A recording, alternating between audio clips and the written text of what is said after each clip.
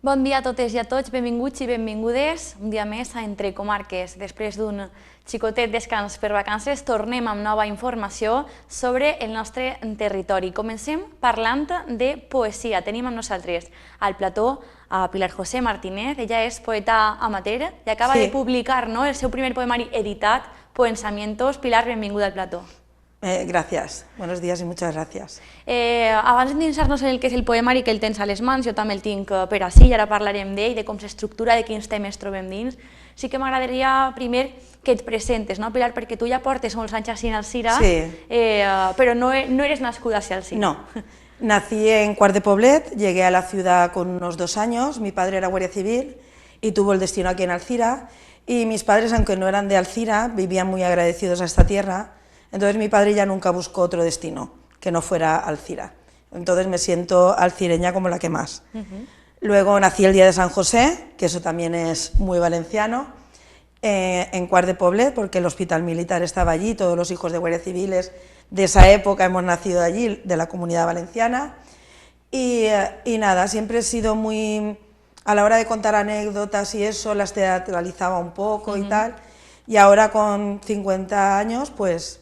he editado mi primer poemario.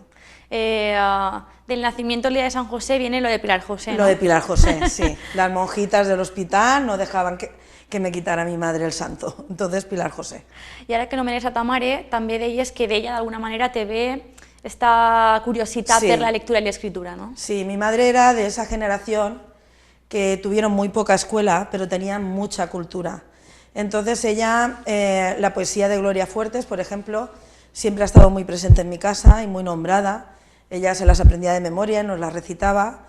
Y también hacía como yo, cuando yo le contaba a mamá qué hacía yo cuando era pequeña y tal, pues siempre lo dramatizaba un poco. Y gracias a ella pues viene este lado poético que creo que tenemos los 4 hermanos. Lo que pasa es que la que más lo ha desarrollado he sido yo. Pero sé que los otros 3 también escriben algo de cuando en cuando y muy bien hecho. ¿Quan comences a escriure? Pues a escribir así como tal fue en el 2017, en 2016 perdí mi trabajo, bueno, me perdieron ellos a mí, y a raíz de ahí hablé con personas y una de ellas me dijo que escribir de manera terapéutica podía ser muy beneficioso, y la verdad que así ha sido.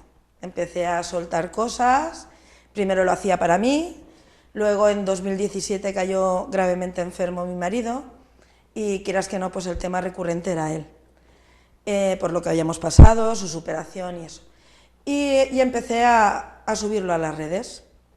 Empecé a subirlo a redes y hubo una persona, una amiga mía muy metida en cultura, Lola, que me dijo, dice, esto está mal hecho. Digo, pues si no escribo bien, no me sigas más.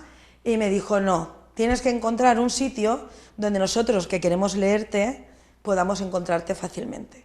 De ahí nació la página de Facebook A Corazón Abierto y nada, más mal o más bien, pues ahí fui subiendo mis poemas.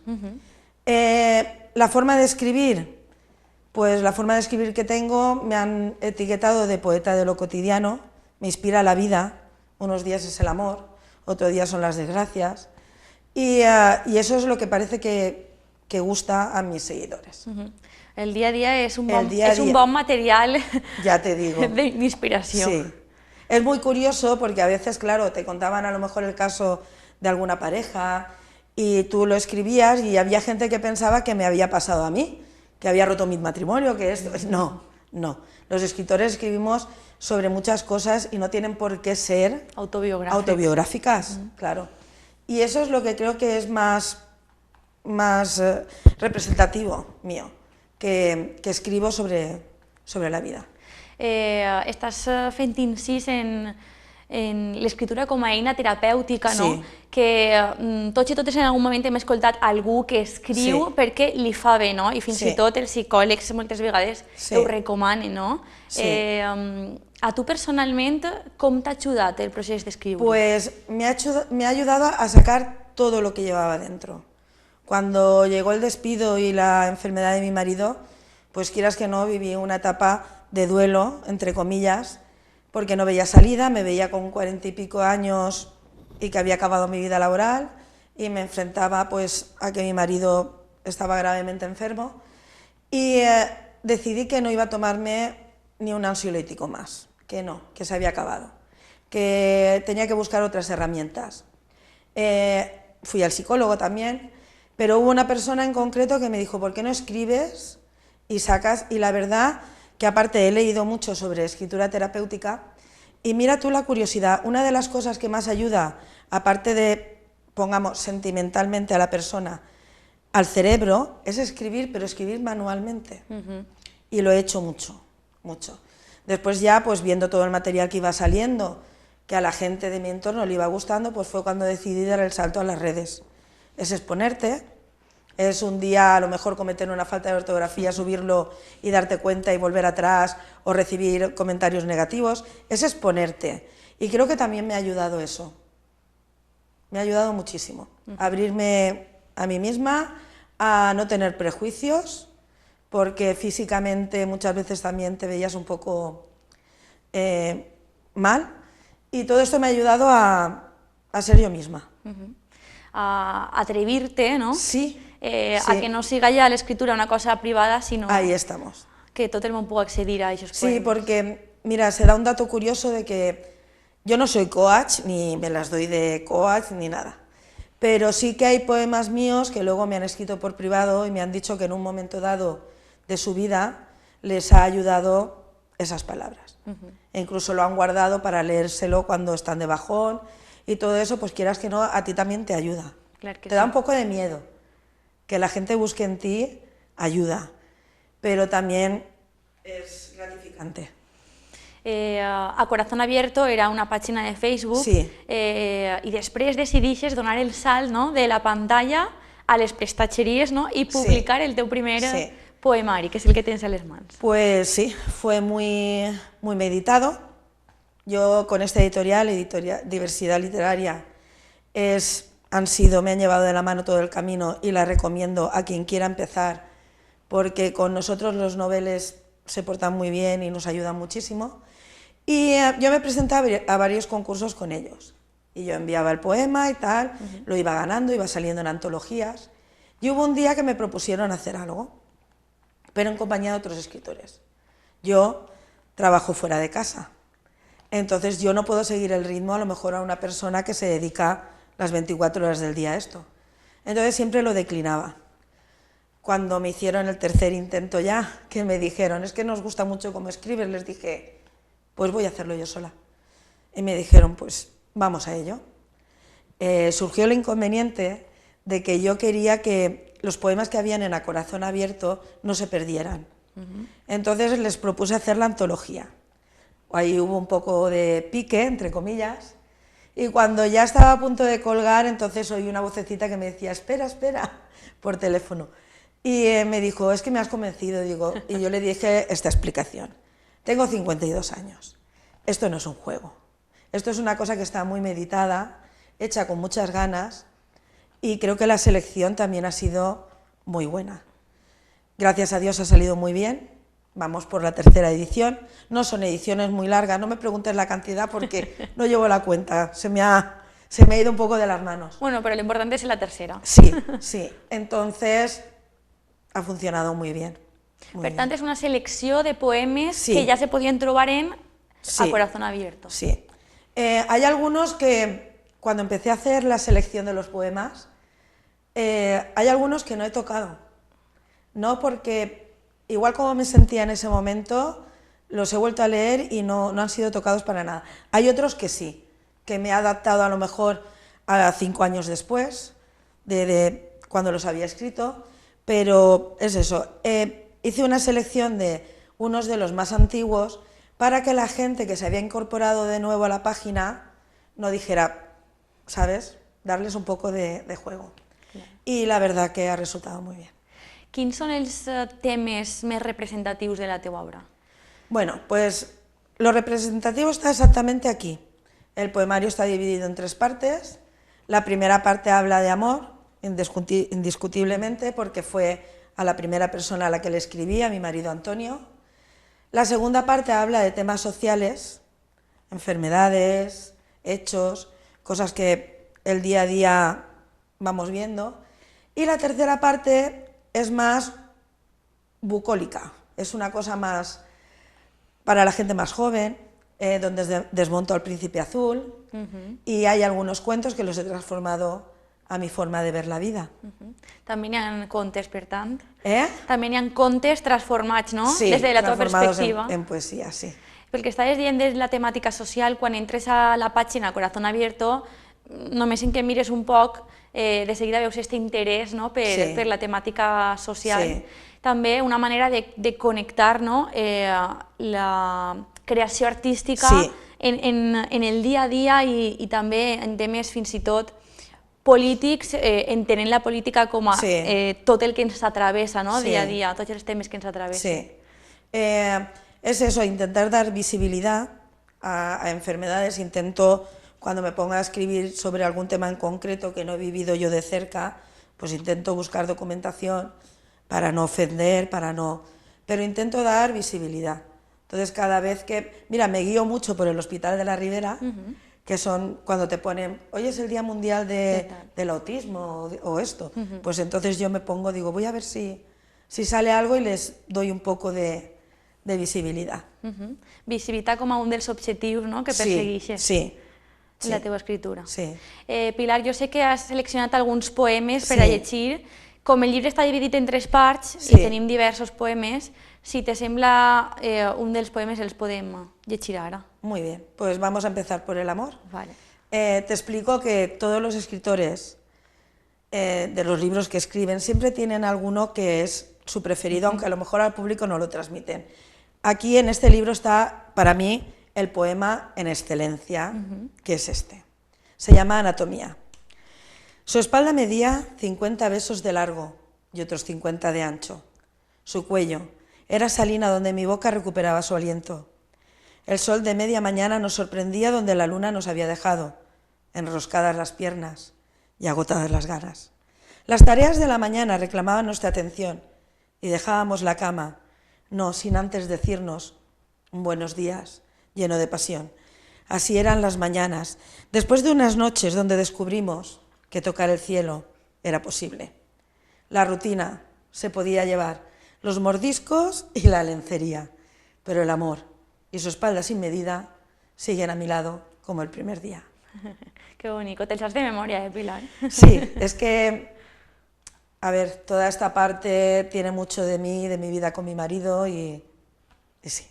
Les presentacions del llibre t'han fet llegir també? Sí, leo yo, invito a gente a leer, o me salen espontáneos, amigas mías que dicen, te voy a leer un poema en la presentación, pero no te voy a avisar cuál. O cogen uno, como hizo mi hermana en la última presentación que hicimos en Manuel.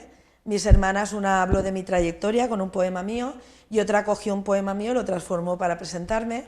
Y invito a la gente a que participe. Siempre busco a gente local, de la localidad que conozco, y las animo un poco a que lean. Com està sent aquest procés de presentar el llibre en les diferents localitats? Entenc que a Alzira... Sí, sí. Aquí en Alzira lo presenté en octubre, cuando salió, en octubre del 2024. Fue una presentación preciosa, estuvo muy bien. Agradezco a la Biblioteca de Alzira toda la ayuda que está dando. Aparte, te quería hacer un pequeño inciso. Hemos creado como una pequeñita asociación, Alzira Poética, y estamos encontrando mucho apoyo por la Biblioteca de Alzira y quería hacer mención hoy.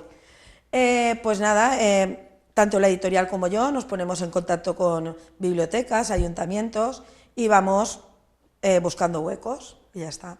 Intento ir a sitios donde sé que hay gente que me sigue, pero quiero aventurarme también a sitios nuevos, porque la verdad que ha dado la casualidad de que a lo mejor han comprado algún libro para regalárselo a alguien que no me leía y le ha gustado. Entonces quiero enfrentarme a eso, no solo a la gente que ya me sigue, sino a gente nueva, a ver què tal. I per a la gent que puga estar veient-nos i potser també escriu, però de manera amateur, aquest salt a publicar, com el descriuries? Quins obstacles t'has trobat i també quines recompenses? Pues, a ver, hay dos maneras de hacerlo. Está la autopublicación, que está muy bien. Hay editoriales muy buenas que se dedican a la autopublicación y también te llevan de la mano, te ofrecen maquetación, portadas, todo. Pero yo no lo veía. no me veía yo enviando por el ordenador, no soy muy dada a eso. Entonces, al salirme la oportunidad con diversidad literaria, pues di el salto.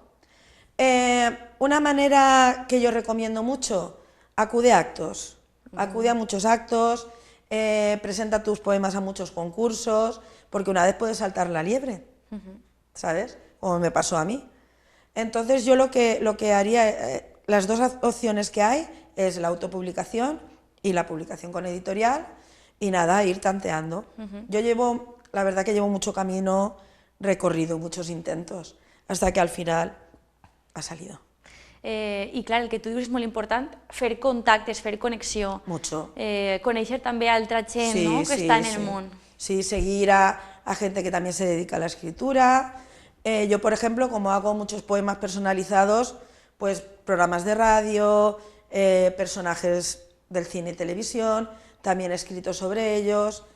He escrito, desgraciadamente, también algún requiem que se ha hecho viral, como a Pau Donés, y cosas así para ir dándote a conocer.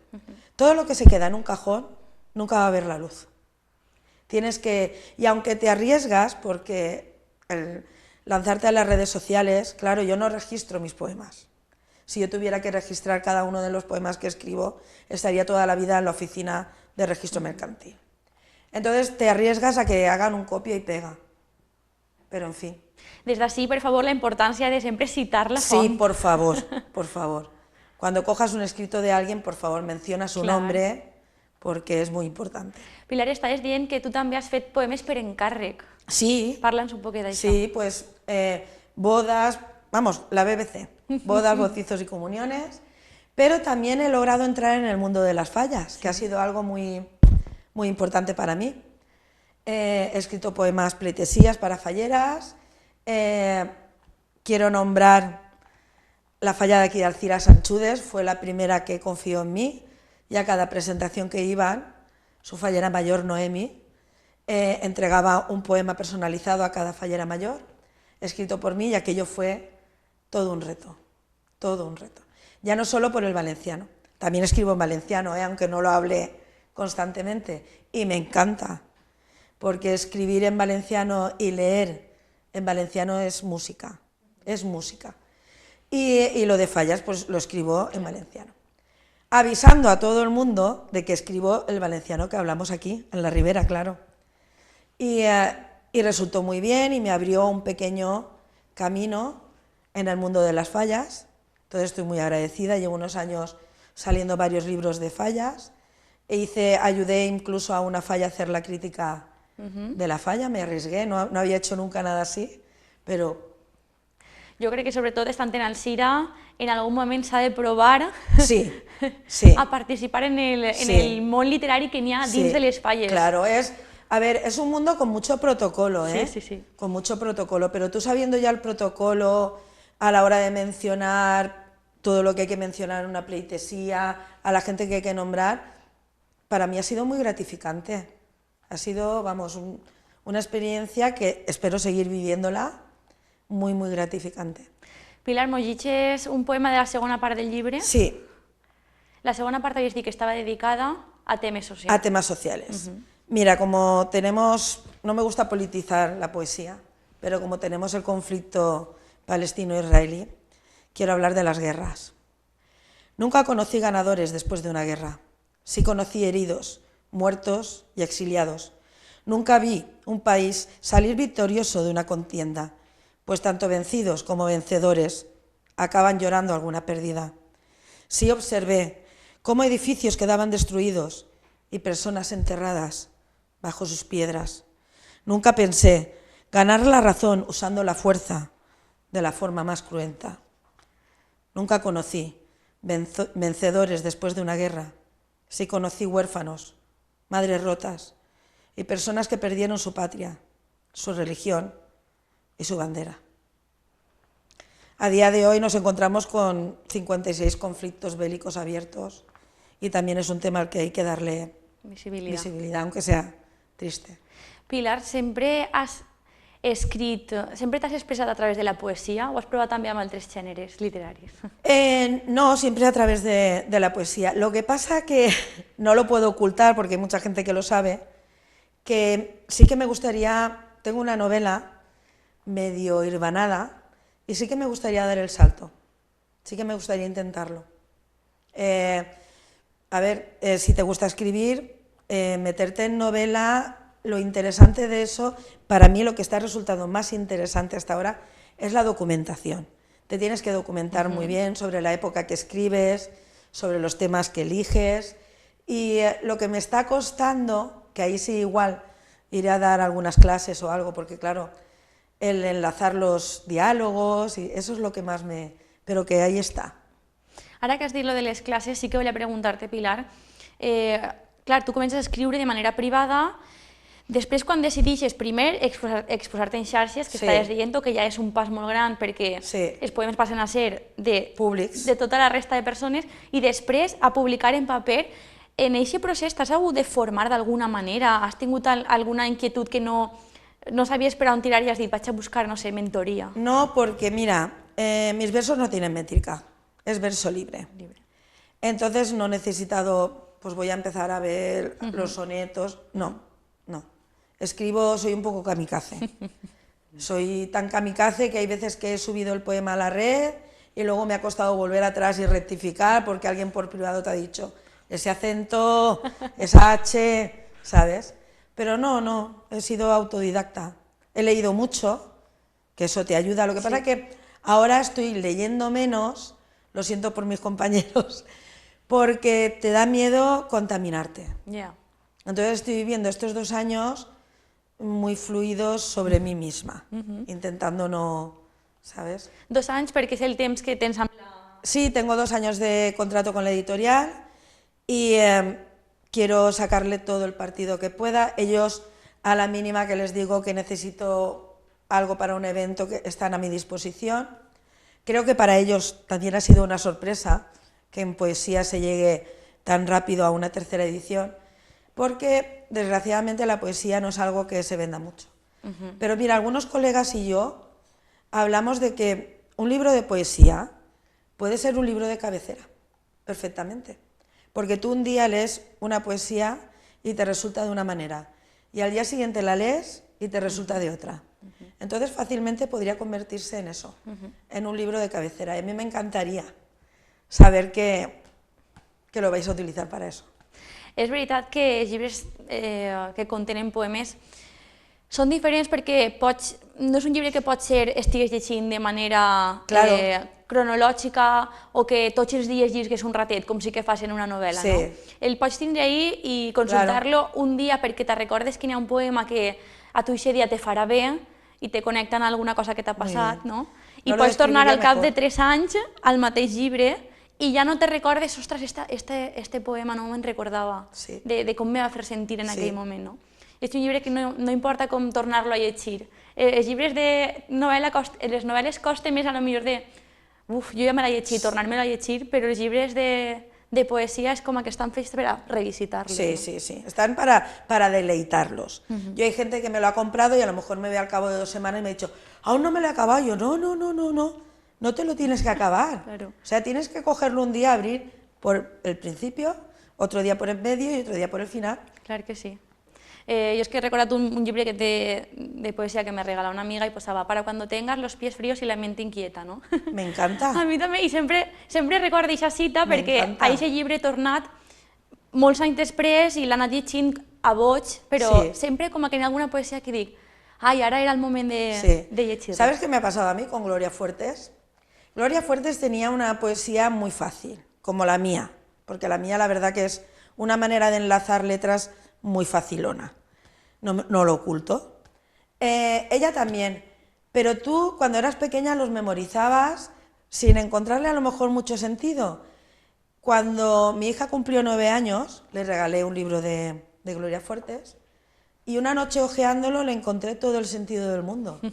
Y por eso digo y ratifico que es lo que tú dices. Hay que deleitarse, hay que leerlo un rato y dejarlo, volverlo a coger, es así. I ja que estem arribant al final de l'entrevista, sí que m'agradaria també que compartires amb la gent que ens està veient consells, reflexions, missatges, perquè com dèiem abans, molta gent escriu de manera terapèutica, no tot el món vol acabar publicant, però pot ser que hi hagi gent que sí que vulgui donar aquest pas, per a aquesta gent i també per a la que no, animar-la a seguir escrivint. Mira, en primer lugar voy a decir una frase que se ha dicho mucho estos años, porque se ha dado mucha visibilidad a la depresión, a la ansiedad, y pedir ayuda es de guapas, y es así. Yo en su momento tuve que pedir ayuda, me la dieron y la verdad que fue muy bien. Escribir, claro, es un complemento de la ayuda que te pueden dar. No puedes tampoco coger un problema y abocarlo a la escritura. Pero como complemento, claro que sí.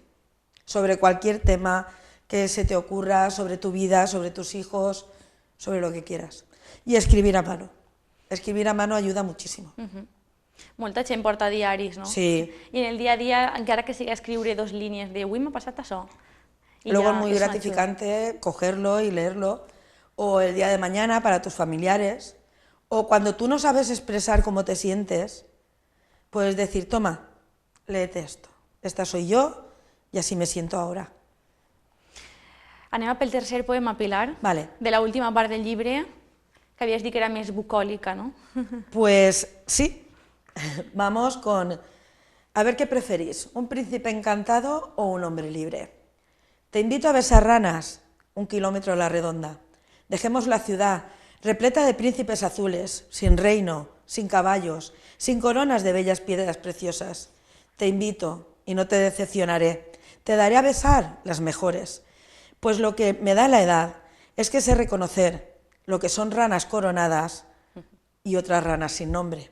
Vamos, no perdamos el tiempo, y verás cómo te ríes, y cuando una rana trepe a tu brazo, entonces tú decides si deshaces su encanto, si prefieres un hombre libre o un príncipe encantado. Deies que esta part està un poc dedicada a les noves generacions, ¿no? Sí, porque en mi casa, mi sobrina, mi hija, las veo como unas jóvenes amazonas que se enfrentan a este mundo donde hay pues mucha hechicera y mucho príncipe azul que después resulta que destiñe. Entonces, en esta parte les doy algunos tips que a lo mejor les pueden ayudar. Pilar, Poensamientos, per la tercera edició. N'hi ha presentacions encara pendents d'agendar, ¿no? A partir de setembre, entenc. A partir de septiembre empezamos otra escalada de presentaciones. Moltíssimes gràcies per haver-nos acompanyat, els nostres millors desitjos per al poemari i estarem seguint-te de prop. Gracias a vosotros. Quería, si me permites, saludar a toda mi familia, a mi marido Antonio que se ha quedado en casa hoy y dar un beso muy grande a mis compañeras de ICFC que se han quedado trabajando en el turno de 6 a 2, mientras yo me he venido aquí a hablar de mi libro. Y quería, porque la verdad que han sido un apoyo increíble, toda la fábrica, los 3 turnos me han apoyado increïblement. I han hecho posible la tercera edició. Des d'ací el nostre agraïment també, no? Tota aquesta gent que t'ha donat el seu suport i ha format part d'aquest èxit, no? Sí. Que entenc que suposa per a tu haver publicat el poemari. Gràcies. Gràcies, Pilar. Nosaltres ho deixem així de moment i ens anem fins a El Palmar per a tornar a veure com va anar la romeria del Crist de la Salut, que és un esdeveniment únic perquè porten el Crist pel mig del llac de l'Albufera sobre una barca.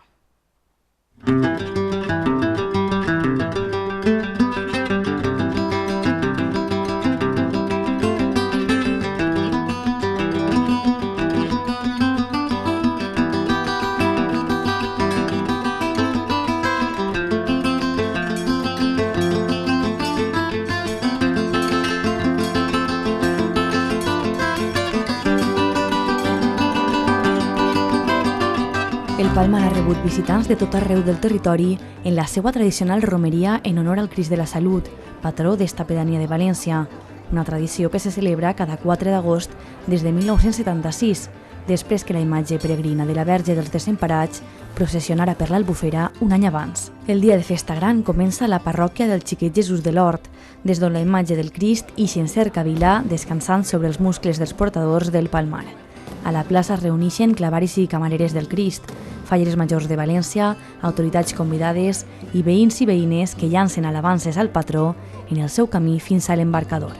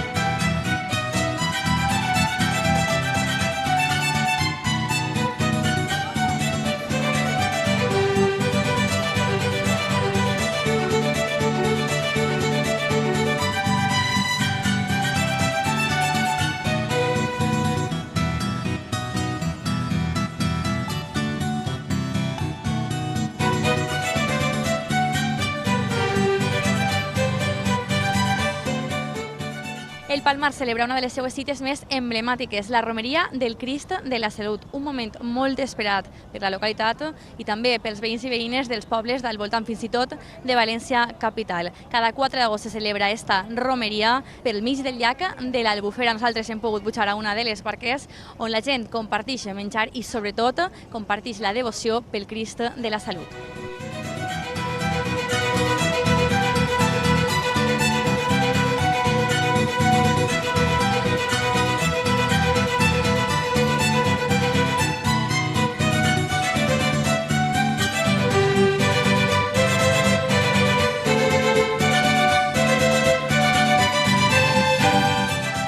A l'embarcador el Crist és pujat a una de les barques, així com la banda de música, la coral i totes les persones participants en la romeria.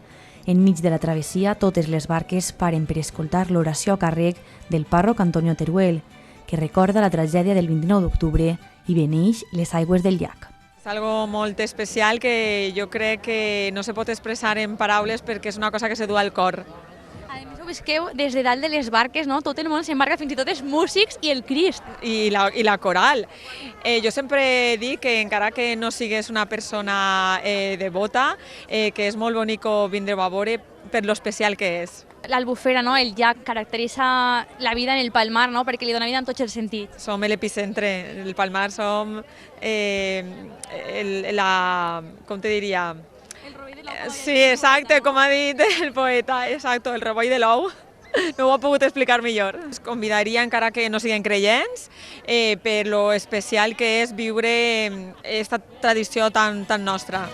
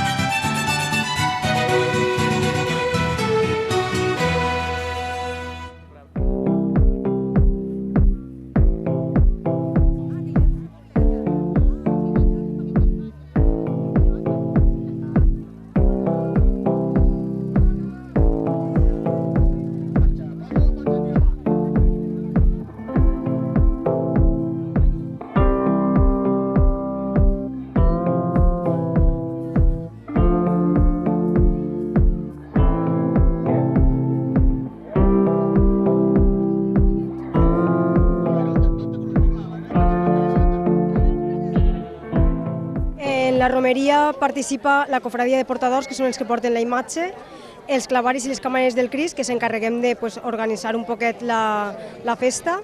Després ve la banda de música, venen les falles majors de València, les seues Corts d'Honor, ve totes les falles de poblats al sud i tots els veïns i veïnes de València, de tots els pobles limítrofs a l'Albufera, i la veritat és que compartim tots la devoció al Crist i aprofitem en aquest moment per a demanar-li per salut i per a que beneïsca les aigües de l'Albufera i també demostrar la nostra gratitud any rere any. Se beneeixen les aigües perquè sempre ha sigut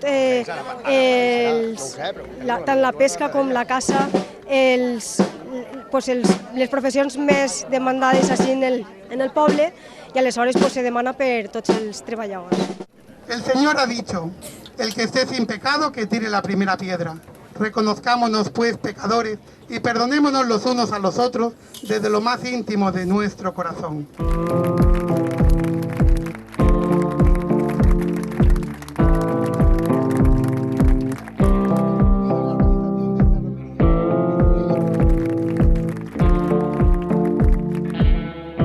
Sí, jo estic com a convidat. És cert que mon pare sí que és portador enguany, però jo només vinc a mirar d'espectador.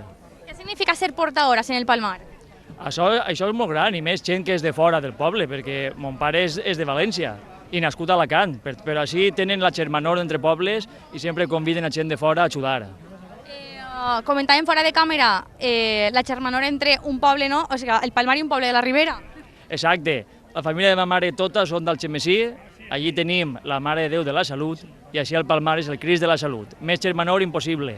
Una festa que pel poquet que hem pogut veure, encara anem ara a endinçar-nos en la barca, té moltíssima participació. Sí, és cert. Tot el poble es volca així i la gent de tota l'Albufera, de tot al voltant, també. Això és per gaudir tots.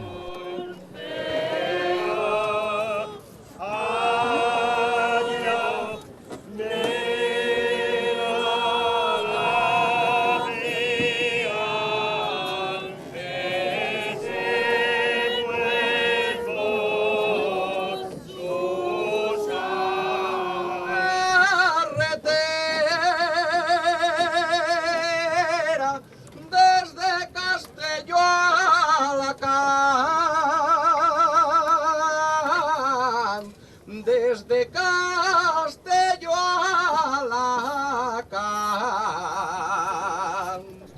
Senyors, sabeu on estem? En el rovellet de l'ou. Per pagar lo que ens envolta no aplegaria cap sou. És la tradició i cultura que als paladins es commou.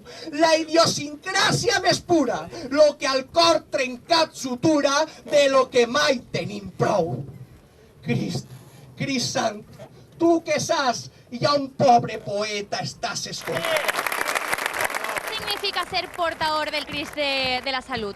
Pues és molt important perquè el Cristo és algo molt sentit en el Palmar. Jo vinc al Palmar molt sovint per temes de professional, de defensa de l'anguila, de l'Albufera.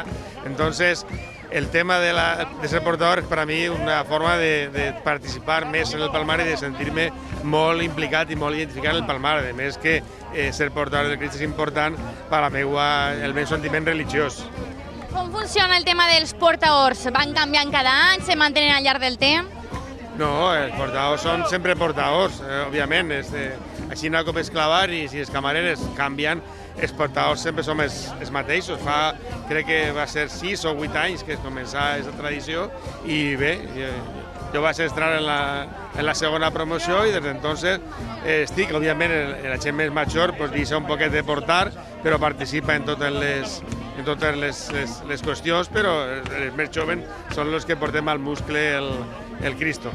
Una festa única, no? Una romeria enmig del llac de l'Albufera i, com veiem, molt participativa. És una romeria única en tota Espanya i en tot el món. Això de portar a un Crist al mig del llac és molt bonic. Fa uns anys se va fer una romeria en tots els Cristes crucificats de tot el voltant. I això va ser molt important. Va vindre Don Antonio, que entonces era l'arquebisbe de València, es va fer una festa molt important i a més és molt necessària la romeria perquè pareix que això és una festa, és un folklore, però el sentiment original, que és de beneir les aigües perquè tinguen bona pesca i bon producte, és molt important, i sobretot ara que l'albufera està mal, l'albufera està enferma, i entonces toca arreglar-la. Jo sempre dic en les meves conferències que els valencians podem ajudar a arreglar-la mitjançant mesures tècniques i més, però quan no podem més, que el Cristo de la Salut del Palmar ens tiri una maneta, perquè si no serà molt difícil de recuperar, però té solució, l'albufera té solució i els peixos tenen solució. El Cristo del Palmar, l'ajuda del Cristo.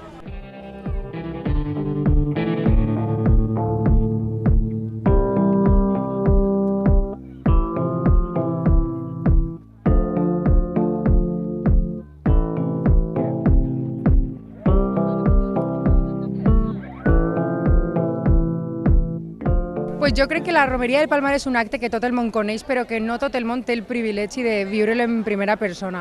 Així que estic molt feliç perquè he vingut de Valenciana a donar un passeig en barca, però no el dia de la romeria, així que ha sigut impressionant i molt contenta.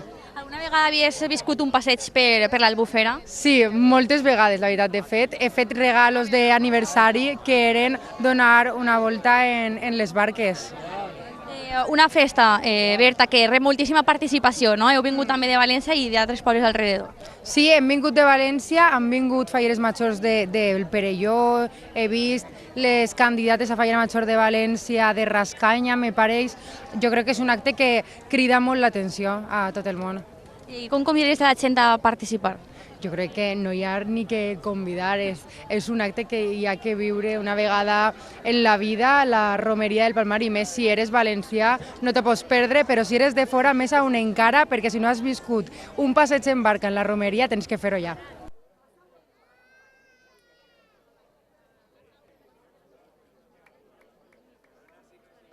¿Es la primera vez que venís a ver la romería? No, debe ser la tercera ya. ¿Y cómo es que conocéis esta fiesta? Bueno, porque veraneamos en Valencia habitualmente y leyendo el periódico, pues hace ya unos cuantos años vimos que había una romería aquí. Bueno, lo vimos no leyendo el periódico, porque siempre venimos cerca a pasear por la Albufera o cosas así, y entonces nos enteramos por aquí y nos ha encantado. Hombre, el encanto que tiene la Albufera en sí, más luego después las barcas, la gente que mueve, todo en conjunto forma un todo completo, diría yo. Cristo que le ves en romería por lo que son el agua, eso pues llama la atención. Yo nunca había visto una romería, vamos, procesionar un Cristo en el agua.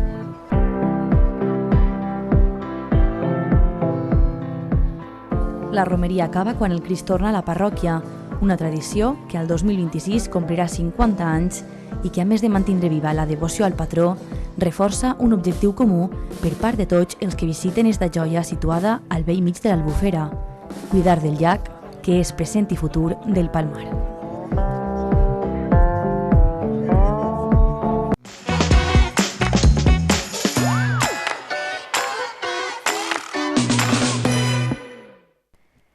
Encetem ara una altra de les seccions habituals del programa, el repàs per la informació més rellevant de la passada setmana. Comencem parlant de trasplantament colorectal, perquè la comunitat científica amplia les indicacions per al trasplantament hepàtic després d'un estudi espanyol liderat per la FE.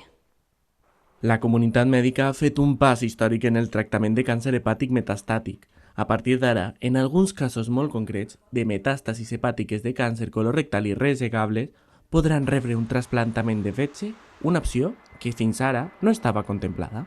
A la vista de preliminares y con la información de otros estudios internacionales, la reunión de los grupos de trasplante hepático decidimos incluir esta nueva indicación en el arsenal terapèutic del trasplante hepàtic. La decisió arriba després de donar fi al reclutament de l'estudi Transmetir, liderat per l'Hospital Universitari i Politècnic La Fe de València, i amb la participació de 22 grups de trasplantament de tot l'Estat. Els resultats preliminars indiquen que aquesta estratègia pot oferir una supervivència i una qualitat de vida superiors a les que s'aconsegueixen amb la quimioteràpia convencional. Y el objetivo es validar los dos principales estudios que existen en el mundo.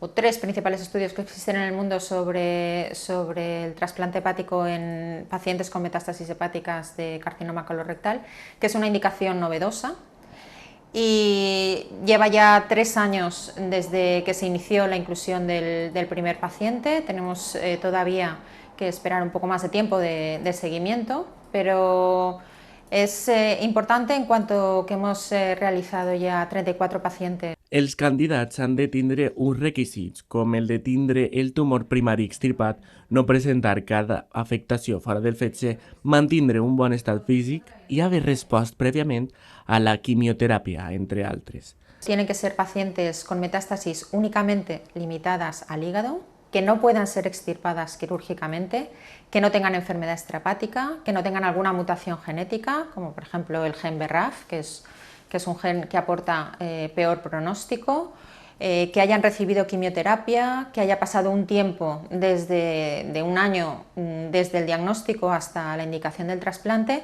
Básicamente estas son las indicaciones principales y son los criterios que deben cumplir los pacientes. La mesura s'ha vist afavorida també per l'augment d'òrgans disponibles a Espanya i la reducció de la llista d'espera gràcies a tractaments com el de la hepatitis C i l'expansió de la donació asistòlica controlada.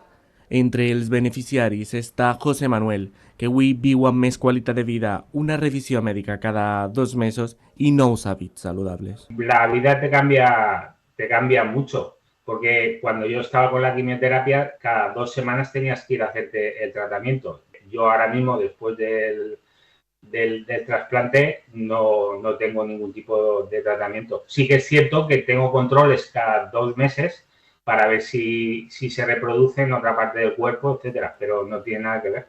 El treball pioner de l'Hospital de la Fe i la col·laboració d'equips de tot l'Estat han permès establir uns criteris clars amb un seguiment rigorós que garantisca la seguretat i l'eficàcia del procediment.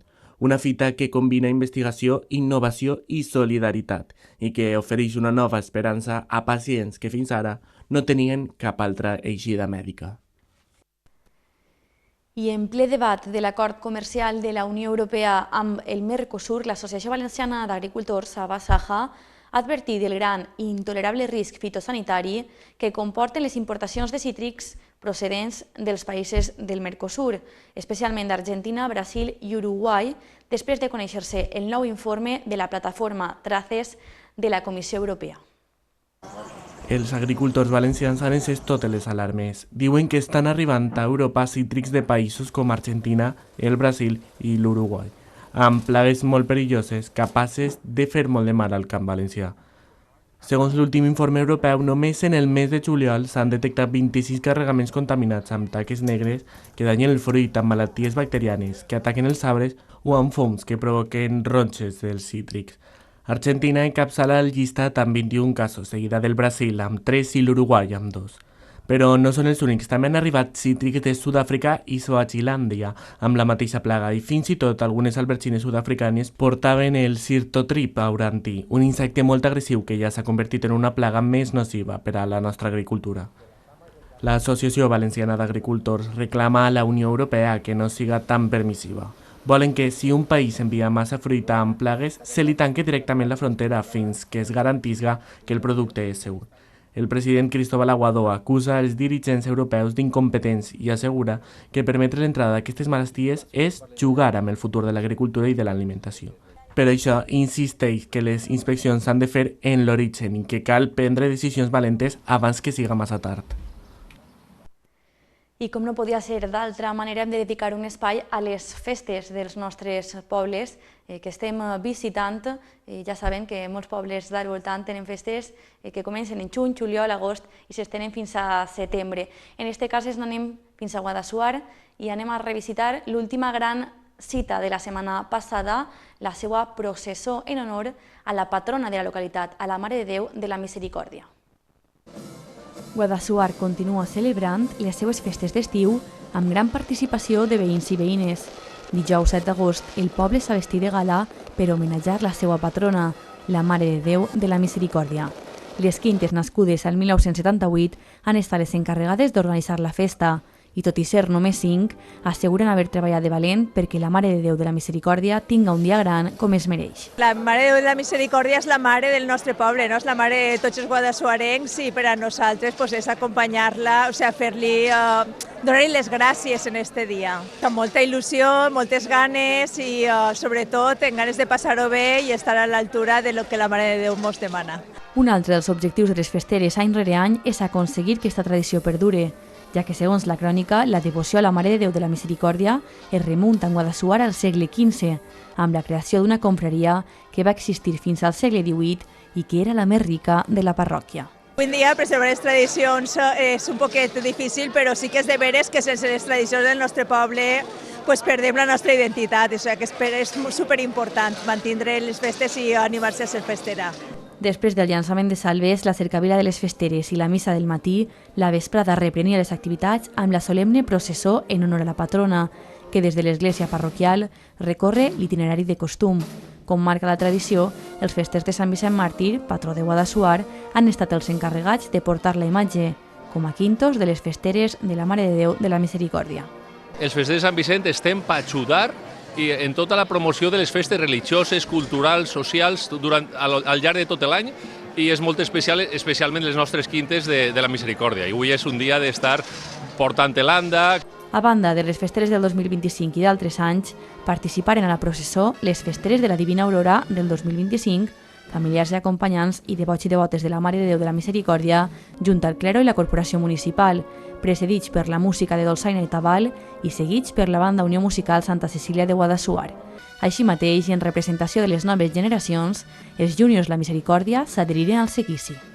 El dia de la Misericòrdia, la nostra patrona, i a més acompanya el nostre nom, de Júniors, entonces tenim que estar segur.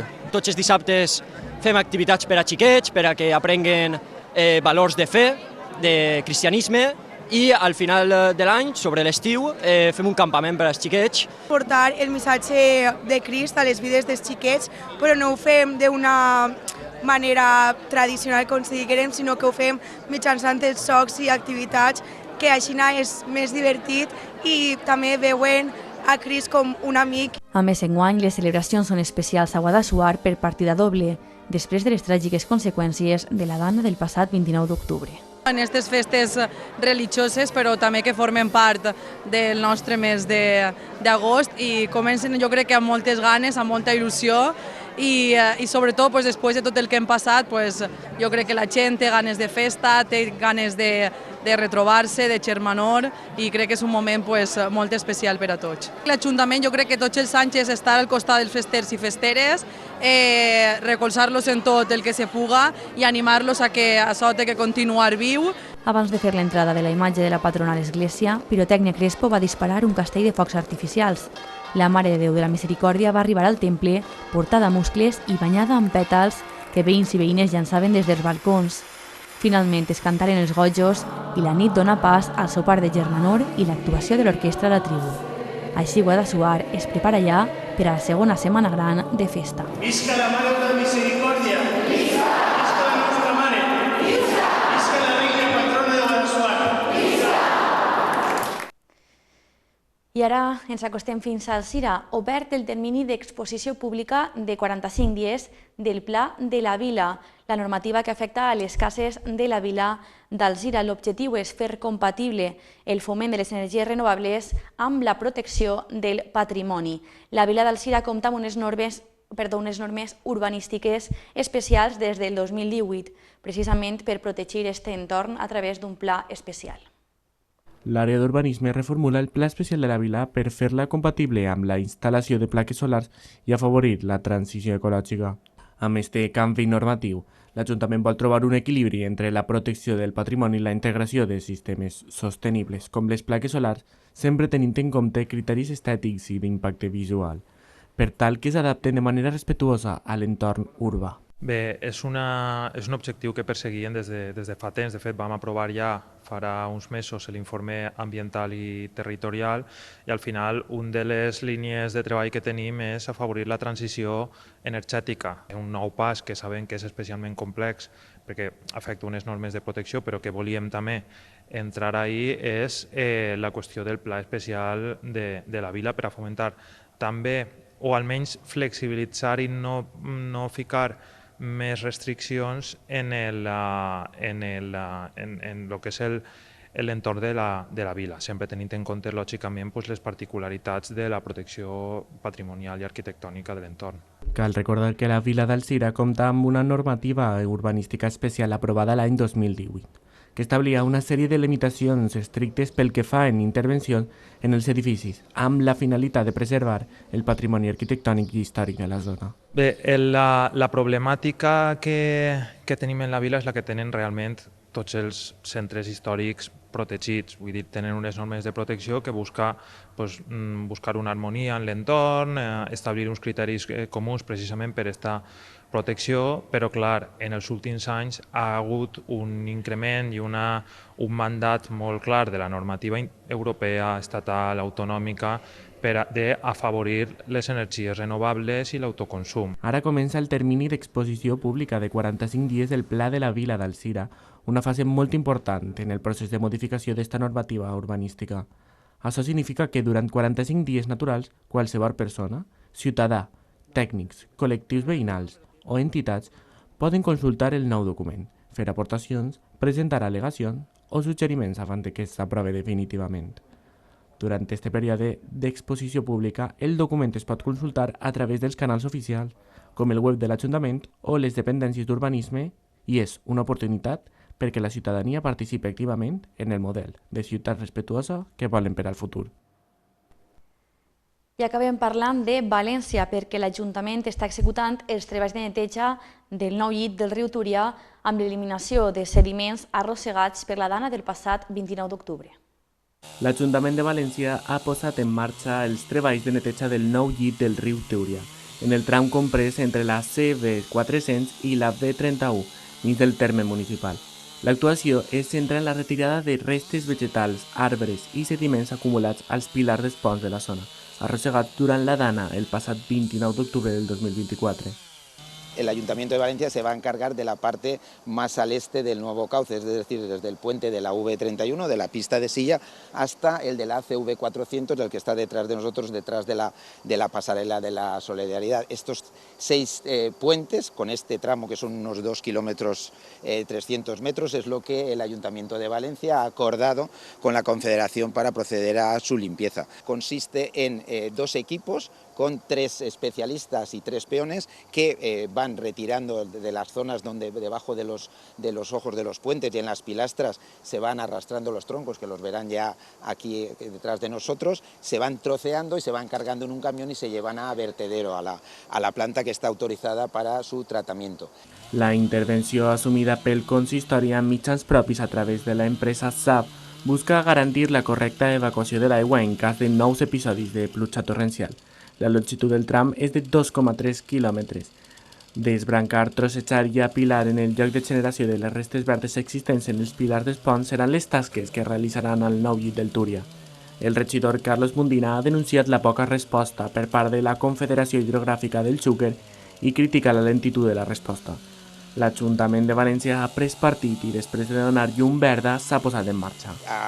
Ante la evidencia y que nosotros seguíamos insistiendo, y esto es muy importante, en la proximidad de la temporada de lluvias, que el cauce debería de estar por lo menos limpio de todos los enseres, de todos los arrastres, de todos los residuos, de toda la vegetación que arrastró la dana, por lo menos tenerla en condiciones.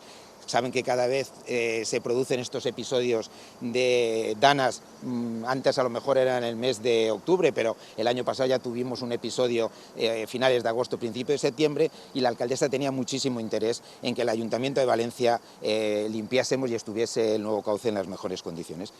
Amb aquesta actuació, el consistori pretén protegir la ciutat davant futurs episodis meteorològics extrems que ja comencen a produir-se més sovint, i alhora reclama una millor coordinació i resposta per part dels organismes competents en matèria hidràulica. I com els dèiem abans, hem repassat moltes de les festes de les nostres comarques. Ens hem fet ressò també, a banda de les festes de Guadassuar, de les festes de Polinyà, Paiporta o Aldaia. I si estan atents als nostres informatius podran també fer un tast de les festes d'Albalat de la Ribera, que ja han començat, i este matí han celebrat un torneig d'escacs, o les festes d'Alcàsser, que avui celebren el seu berenar de majors. També continuen les festes de Benifaió i esta nit tindrà lloc el 6è concurs de mantó de Manila de la població. Fins així el nostre repàs per la informació més rellevant de la passada setmana i, com diguem, si estan atents als nostres informatius, podran seguir la informació de les nostres comarques de prop. Els deixem ara precisament amb una de les cites de les festes d'Aldaia del 2025, amb el sopar de majors que homenatja la labor dels majors i pensionistes de la població.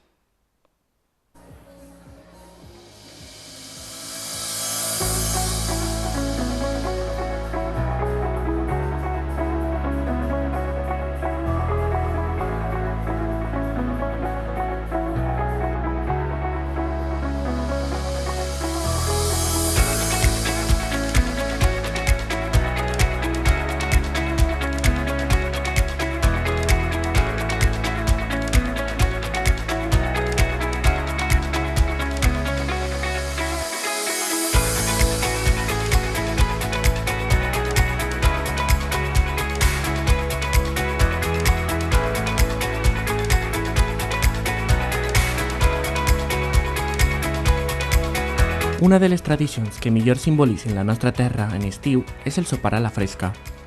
La plaça de la Constitució es va convertir en un autèntic saló a l'aire lliure, on milers de veïns i veïnes van plenar les taules amb moltíssima gana. Però sobretot amb ganes de passar-ho bé, i és que no hi ha res com sopar a la fresca en bona companyia, i més quan l'escenari és el cor del poble i els protagonistes són els més veterans de la ciutat.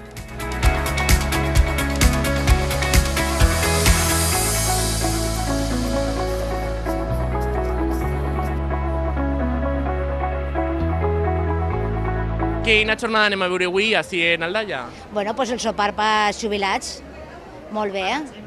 És la primera vegada que veniu? No, jo la segona. Jo la primera. Jo també soc la primera, però no la primera. Sempre vinc, quasi. Él és d'aquí. I què espereu del dia d'avui? Passar-ho bé, suposo? Pressupost. I estàs en la gent del poble, veus a molta gent que en tot l'any pràcticament no l'ha vist, i més en el que nos ha passat enguany, però bueno, l'any passat, i bé, molt bé, els veïns i les veïnes i tot. ¿Sabeu una miqueta que aneu a sopar? ¿Teniu alguna idea? Pues más o menos, si es como el año pasado, sí. ¿Qué nos podrías contar? Pues uno es de fiambre i l'altre és de pimentó en tollina, un pisto molt bo, i ho fiquen tot molt bé perquè tinguem alegria, per donar alegria al Aldaia. Pues muchísimas gracias. Hay que darle alegría al Aldaia porque ha pasado mucho, ¿eh? A todos los pueblos de la Ribera y todo lo que ha pasado de la Dana.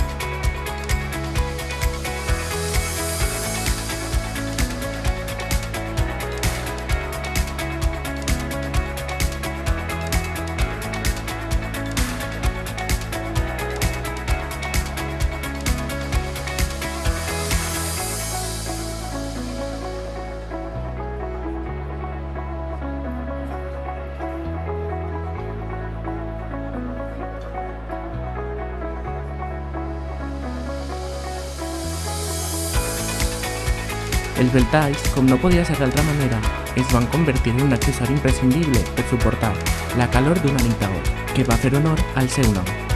Però ni la temperatura elevada ha impedit que la plaça s'omplira de rialles, converses i aplaudiments.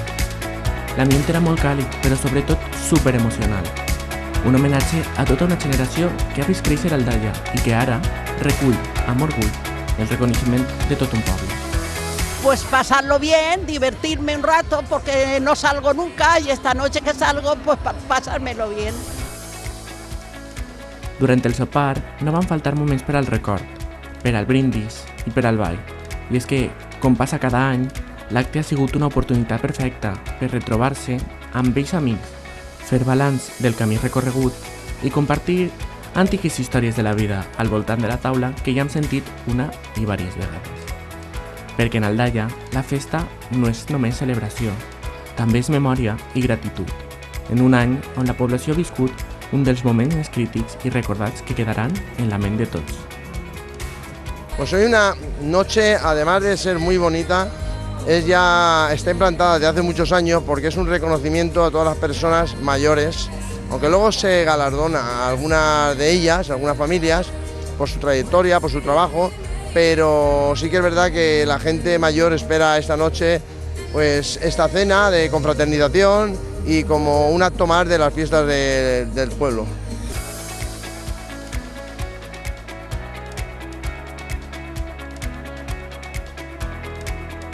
Les autoritats municipals, amb l'alcalde al capdavant, també van voler acompanyar els assistents i destacar la importància de cuidar i escoltar i posar en valor a totes aquestes persones que han fet créixer l'Aldaia dia a dia i que ara tenen una edat més avançada.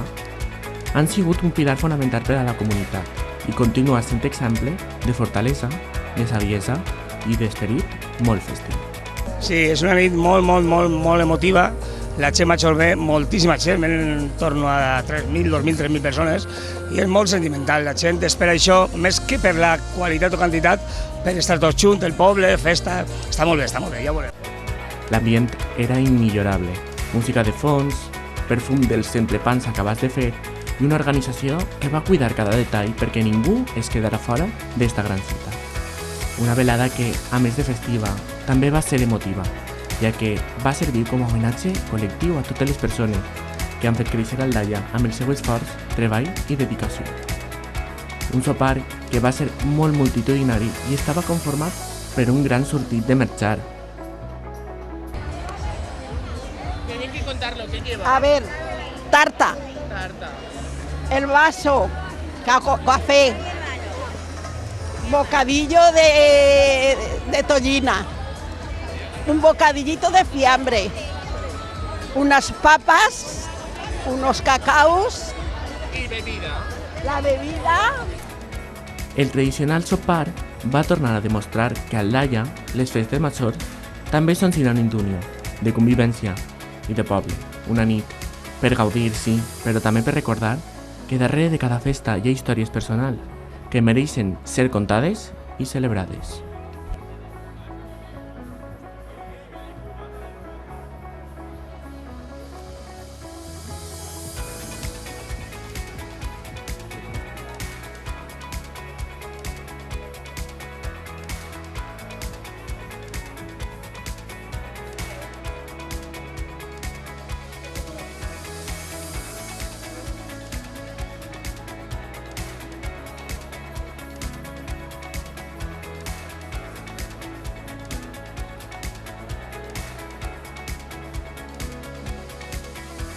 Quins actes es queden per viure així en Aldaia? Pues ya nos quedan 3 días y nos quedan los actos principales y el día especial que es el día 6. Nos queda la Baixada del Cristo, que es un acto muy bonito, muy emotivo y donde el pueblo se vuelca con su patrón. Nos queda la procesión, por supuesto la mascletá, que está todo el mundo invitado a verla, la gran mascletá que vamos a hacer el día 6, festivo aquí en Aldaia, y luego la solemne procesión. La ofrena també, l'ofrena a la Verge de Crist, la cabalgata que ja la dic José i la potente mascleta que va tirar una mascleta molt xula, molt xula, molt xula.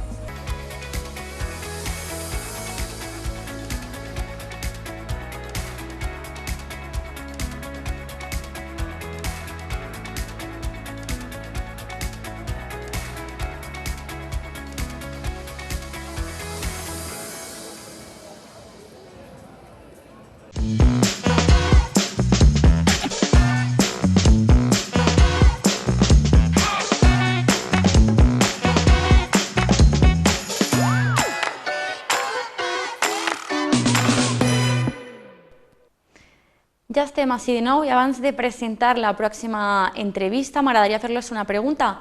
Vostès sabien que hi ha cases fetes amb palla que tenen més de 500 anys? Jo no ho sabia fins que vaig conèixer a Pablo Quintana, el nostre pròxim convidat. Ell és l'autor del projecte Tinc una palla a l'ull. Benvingut, Pablo, al plató. Moltíssimes gràcies, Marta.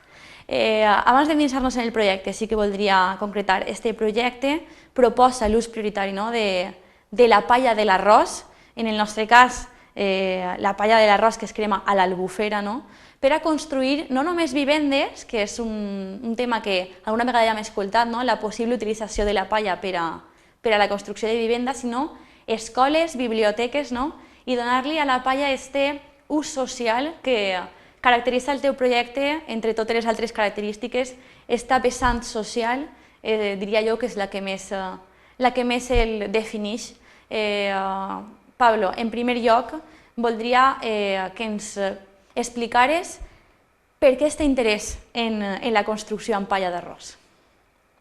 Bueno, el interés nació gracias a un arquitecto, a dos arquitectos. Entonces me llamó una vez un arquitecto que se llama Ricardo Higueras.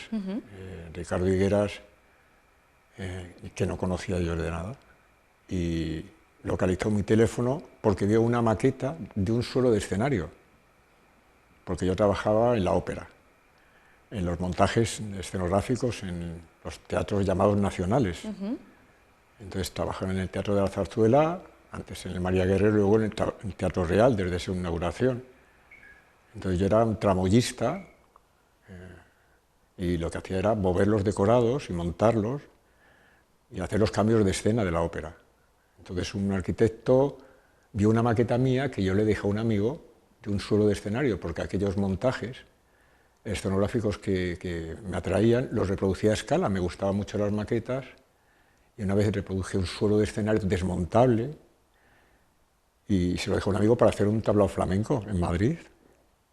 Y el arquitecto vio la maqueta. Ricardo Higueras ve esta maqueta y preguntó quién era el autor. Entonces vio que al ser que era muy desmontable, pidió mi teléfono y me localizó. Y entonces yo recibí la llamada estando en el Parque Natural del Cabo de Gata, vivía en la casa, bueno, vivía en el huerto de unos amigos, vivía en medio de un huerto, en el Parque Natural, y me dijo, mira, yo no te conozco de nada, pero me han adjudicado un pabellón internacional en la Expo de Zaragoza, en la llamada Expo del Agua. Del 2008. De 2008. Y bueno, he ganado el concurso y voy a diseñar un edificio, pero tengo un problema, porque la ubicación de este pabellón está a 7-8 metros de la orilla del río Ebro. Y claro, puede ocurrir que durante la Expo se inunde el pabellón. Y claro, si se inunda el pabellón, pues me quedo sin el foro de debate de los clientes. Utilicé el término clientes y me llamó la atención porque dije, bueno, ¿qué clientes? ¿Y qué clientes son? Y se dice, bueno, no clientes, es que son pues más de 300 ONGs de todo el mundo. Es el pabellón que va a albergar a más de 300 ONGs de todo el mundo. Y yo me emocioné, y el pabellón de las ONGs, y me dijo, ¿y entonces qué ocurre? Tú, como has estado muchos años en el escenario, pues yo quisiera pedirte el diseño de las gradas del interior. Necesito más de 350 personas con cabinas de intérpretes y demás. Y si sube el agua, se desmontan las gradas y se montan en algún sitio más alto y así no se pierde el foro de debate porque se va a debatir sobre el agua y sobre los proyectos de todas las ONGs del mundo y claro, y sobre el desarrollo sostenible de las ciudades. Entonces, bueno, pues si sucede lo peor, se puede desmontar, la montamos en un sitio más alto y no se pierde. Entonces necesito que diseñes. Entonces yo recuerdo que le puse una condición, yo solamente le puse una condición, pues depende que un arquitecto me invitara a diseñar el interior de un pabellón internacional, pues me emocionó. Y más que fueran de las ONGs, a la ópera llegan demasiadas pocas personas, lamentablemente, muchas veces porque las salas no permiten que la voz, la viva voce, la voz en directo, llegue más lejos. Se hacía muchas en forma de arco de herradura porque lucían el palmito los que iban, pero para llegar a 5.000 personas con la voz de una persona, pues hace falta una concha escénica, una sala muy bien diseñada. Entonces me invitó a este proyecto, allí conocí a Iñaki Urquía, el pionero de las casas de paja de este país, un arquitecto navarro fantástico, que era el coautor del pabellón, y nada, y me dispuse a hacer, estuve meses con un equipo de personas extraordinario. Los arquitectos, entre ellos, cuando no has terminado la carrera te llaman estudiante, ¿eh? O sea, fíjate que son carreras largas, son muy duros con ellos, utilizan un lenguaje que yo conocía un poco porque en la ópera al final tienes que colgar en decorados muy grandes que pesan muchísimo y al final aprendes términos especiales como coeficiente de pandeo y demás. Entonces al final la única condición que le puse para trabajar es que no quería recibir una remuneración. Este altruisme també defineix el teu projecte. Pablo, tu eres pensionista i tot el que li dediques al projecte ho fas de manera completament voluntària y en muchas ocasiones fins i tot posant diners, ¿no?, de la butxaca. Sí, al final sucede así porque cuando inicias un proyecto, cuando descubres algo bueno para todo el mundo, que es una información que ves que no llega a las personas, que te dan arquitectos, que me dieron arquitectos de todo el mundo y de este país, muchísimos de ellos. Entonces de repente descubres que no llega esa información al ciudadano y encuentras un tesoro que hay que repartir porque no llega. Entonces cuando me enteré de que el edificio iba a ser construido con paja de trigo, yo me quedé asombrado. Entonces, de hecho, cuando fui al estreno con Ricardo Higueras, pues me quedé en la puerta de entrada del pabellón internacional, del Faro, que se llamó el Faro, que parecía una choza gigante de barro, porque el acabado exterior era como una choza gigante. Y preguntando a la gente que entraba y que salía, no qué le parecían las gradas, que yo había contribuido a diseñar junto con algún compañero del Teatro Real, ¿sabes?, que invité a muchos amigos y compañeros a colaborar con el proyecto.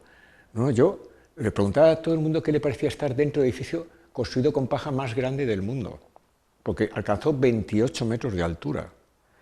Y la gente me miraba como si estuviera loco. Porque no sabían que era de paja. Porque no sabían que era de paja. Ellos miraban y me miraban a mí, miraban el edificio y no veían la paja por ningún lado. Entonces, esto sucede en las casas de paja. En Europa, en algunos sitios, se empezó a poner muy de moda lo que llama la ventana de la verdad.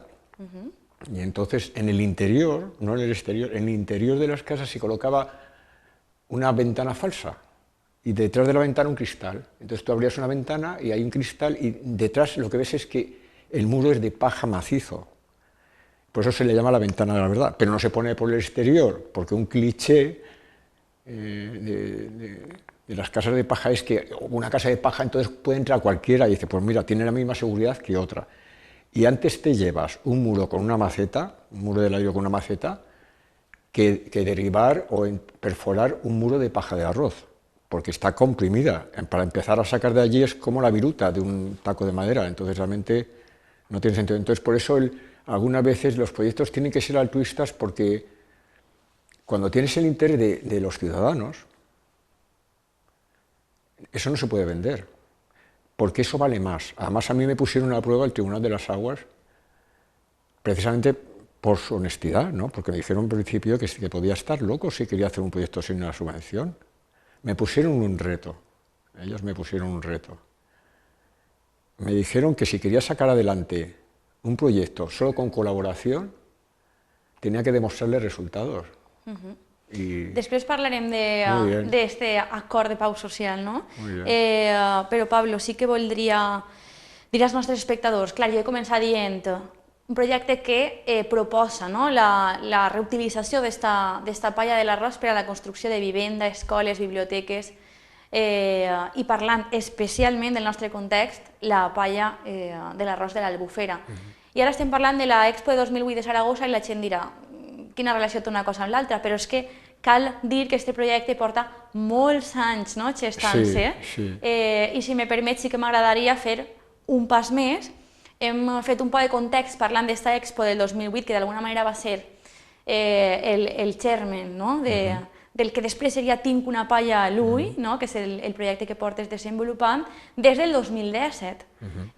Però arriba 2018 i també aconsegueixes una gran fita hacia València, que és que la red de construcció con paja, que és un col·lectiu format al 2005 a nivell estatal amb els millors arquitectes de la palla del nostre país, faig el seu 5è encontre en la Petxina, en Valencia. Efectivamente. ¿No, Pablo? Así es, o sea, la propuesta, el proyecto lo que es un proyecto de ideas, no tiene patentes ni nada así, es un conjunto de ideas para promover la construcción, el uso de la paja del arroz, especialmente para la construcción de viviendas y de escuelas.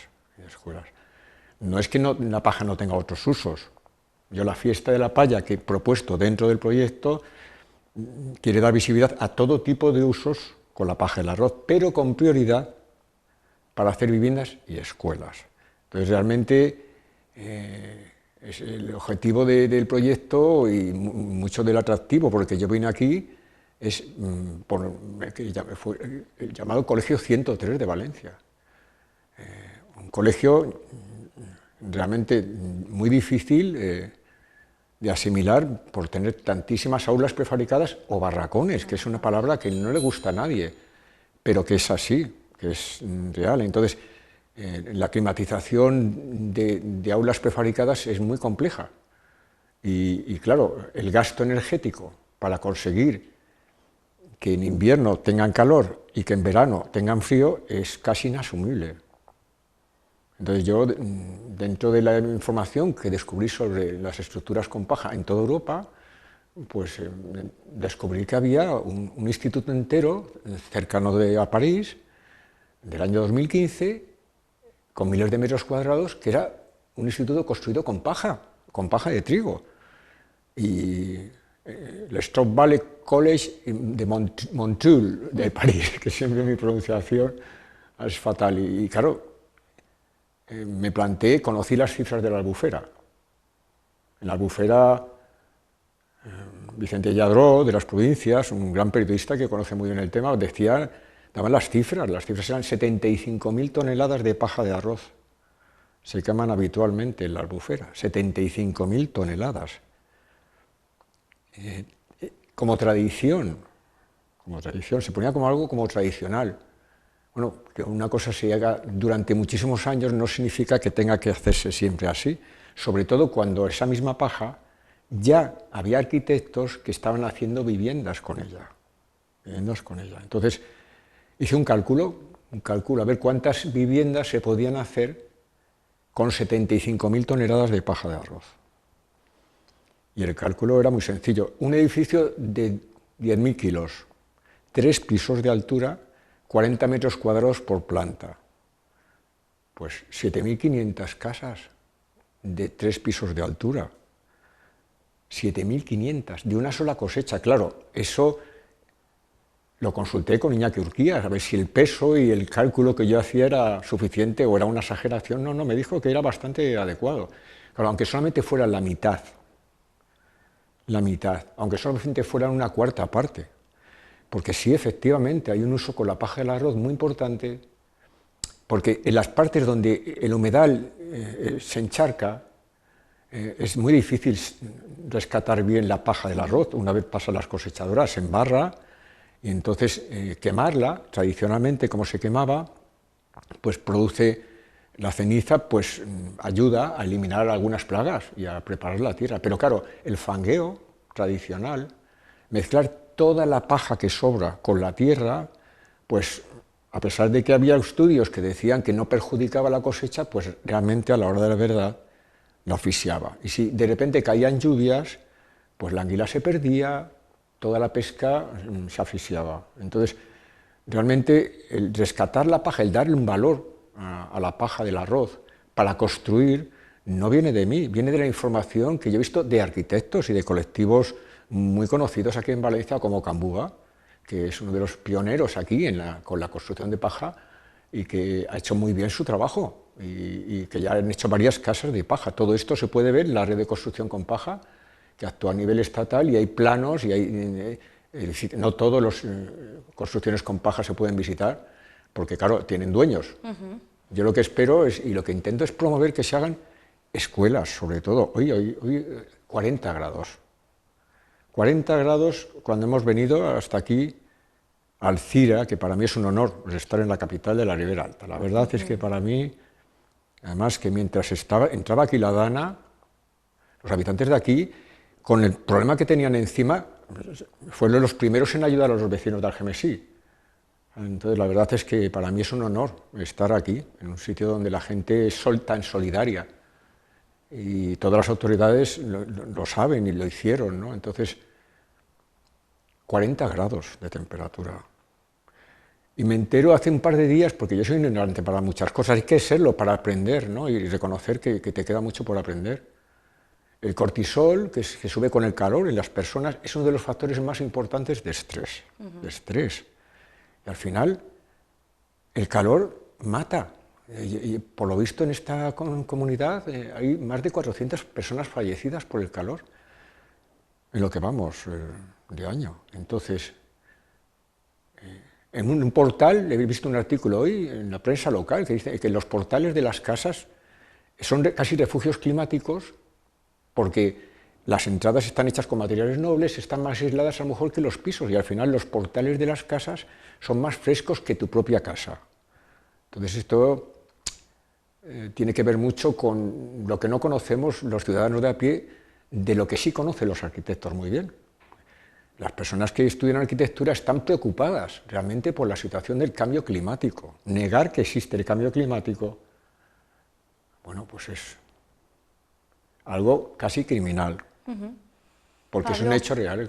Has anomenat els arquitectes i has anomenat també a la Red de Construcción con Paja, que és un organisme que jo no coneixia, fins que me digués que existia este col·lectiu a nivell estatal de persones dedicades a l'autoconstrucció i també professionals de la construcció en palla, i estàs parlant dels beneficis que té la construcció en palla, per exemple, aquest aïllament tèrmic, també resistència, encara que sembla increïble, als sismes, als terratrèmols, o al foc, per exemple, i també, al cap i a la fi, la construcció en palla és ecològica en el sentit que la palla és un residu agrícola i després, si una vegada caiguera aquesta construcció, podria tornar a ser utilitzada, ¿no? Podria ser, és un material compostable. Totalmente, el residuo de cal y barro y paja,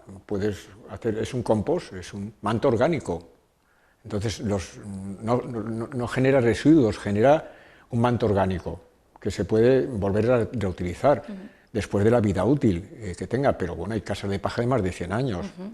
Entonces realmente la palabra sostenibilidad es una palabra muy compleja. Es fácil usarla, pero es mejor, por ejemplo, utilizar kilómetro cero, que es residuos o que es bienes a kilómetro cero. Kilómetro cero son lo que viene a menos de 100 kilómetros. Entonces, el kilómetro cero de Valencia, utilizar la paja que sale en la albufera para construir en Valencia, pues caramba, más cercano puede ser.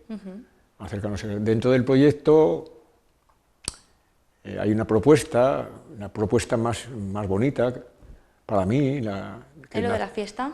Sí. La fiesta después, Pablo. Vale. Que esto quiero que acabe el programa porque me parece un proyecto muy interesante. Pero sí que, com abans ho havia anomenat, tornem momentàniament al Congrés este del 2018. La Red de Construcción con Paja nació en el 2005, ahí está Ricky Nitzen, cuando vinieron aquí a Valencia. Para informar a la población de que existen las casas de paja, me pareció que era muy importante proponer un congreso de arquitectos, que primero los profesionales que se dedican a ello conozcan que existe y se relacionen entre ellos. Y al final esa fue la primera propuesta que hice más concreta, y la hice cuando llegué a Valencia con el proyecto, que me recibió pues Sergi Campillo y Consol Castillo, pero a poquísimo de enviarles una carta, porque yo lo primero que hice fue no informar a las personas dedicadas a la política, porque a mí me gusta decir personas dedicadas a la política. Si cosificar y decir los políticos no es adecuado.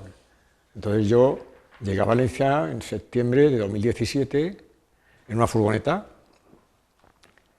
con una idea, pero no sabía cómo llevarla a cabo. Lo que hice fue coger varias fotografías en tamaño A3 del pabellón de la Expo, del Faro, de un muro de este pabellón y de casas de paja de todo el mundo, de colegios de cemento y hormigón que habían sido derribados por los terremotos, donde habían muerto personas en México, de fotos de Lorca, el terremoto de Lorca. El terremoto de Lorca a mí me afectó mucho, porque la resistencia a los terremotos de las casas de paja son más de un 7,5 en la escala de Richter, o mayores. De hecho, en Pakistán, esta información llegó a través de una ingeniera civil que se apiadó de miles, decenas de miles de personas morían por los terremotos, sobre todo en casas de adobe.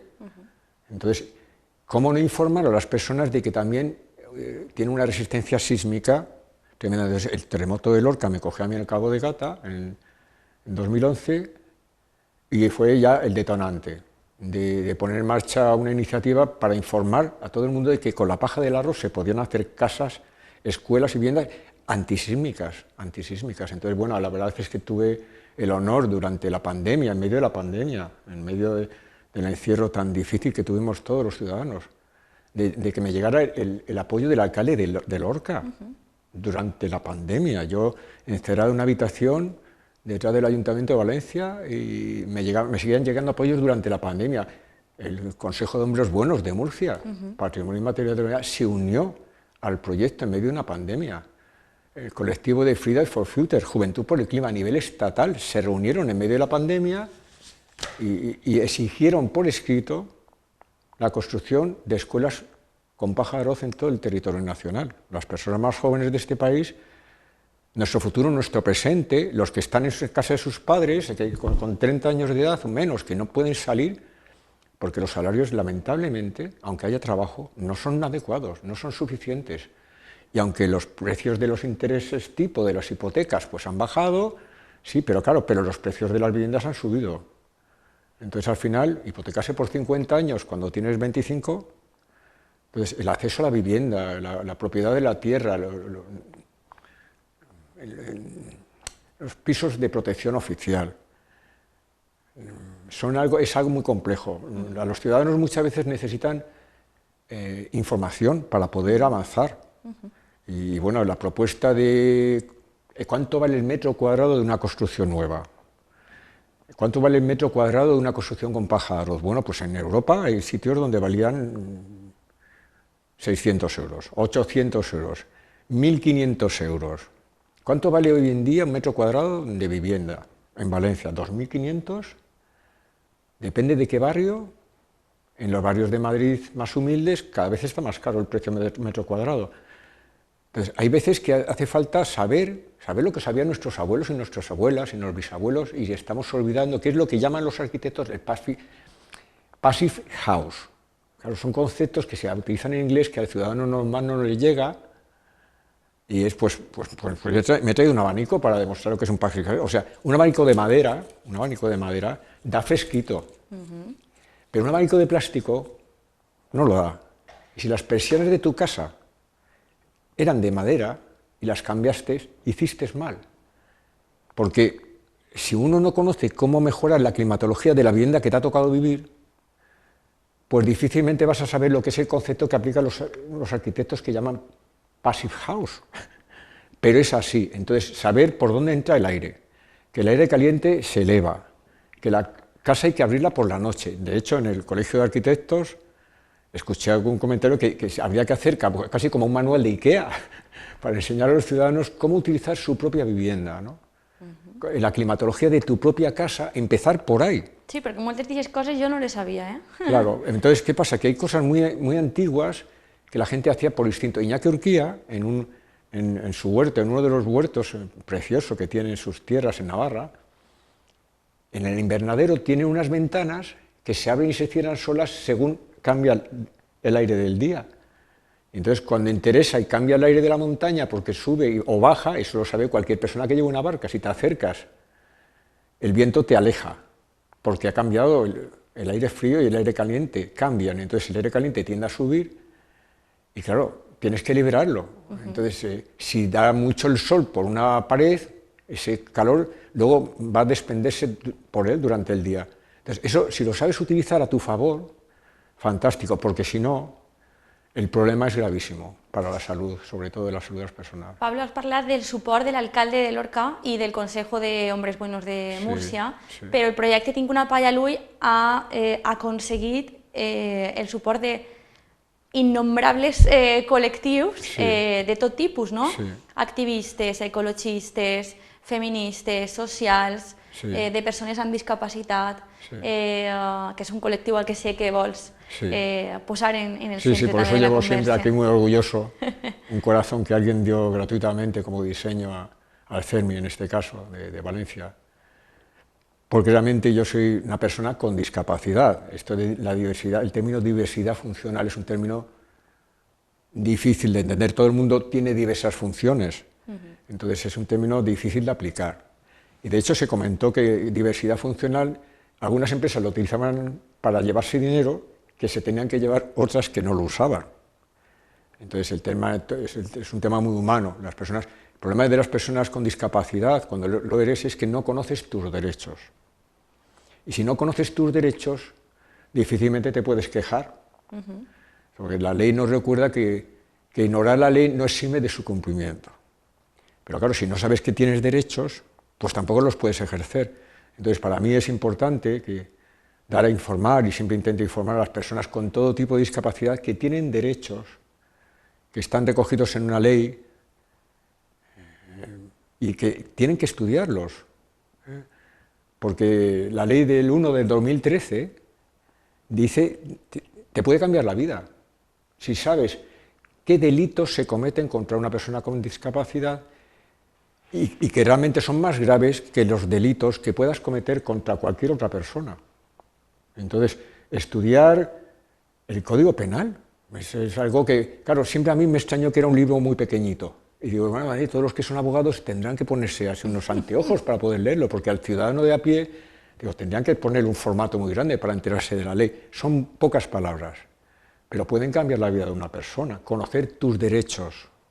No necesitas para eso realmente contratar a un abogado, basta con comprarse el Código Penal o descargárselo de internet, la ley de los derechos de las personas con discapacidad, y leer que una de las cosas que más se graban, más se penalizan y más se castigan es el derecho a la vivienda de una persona con discapacidad.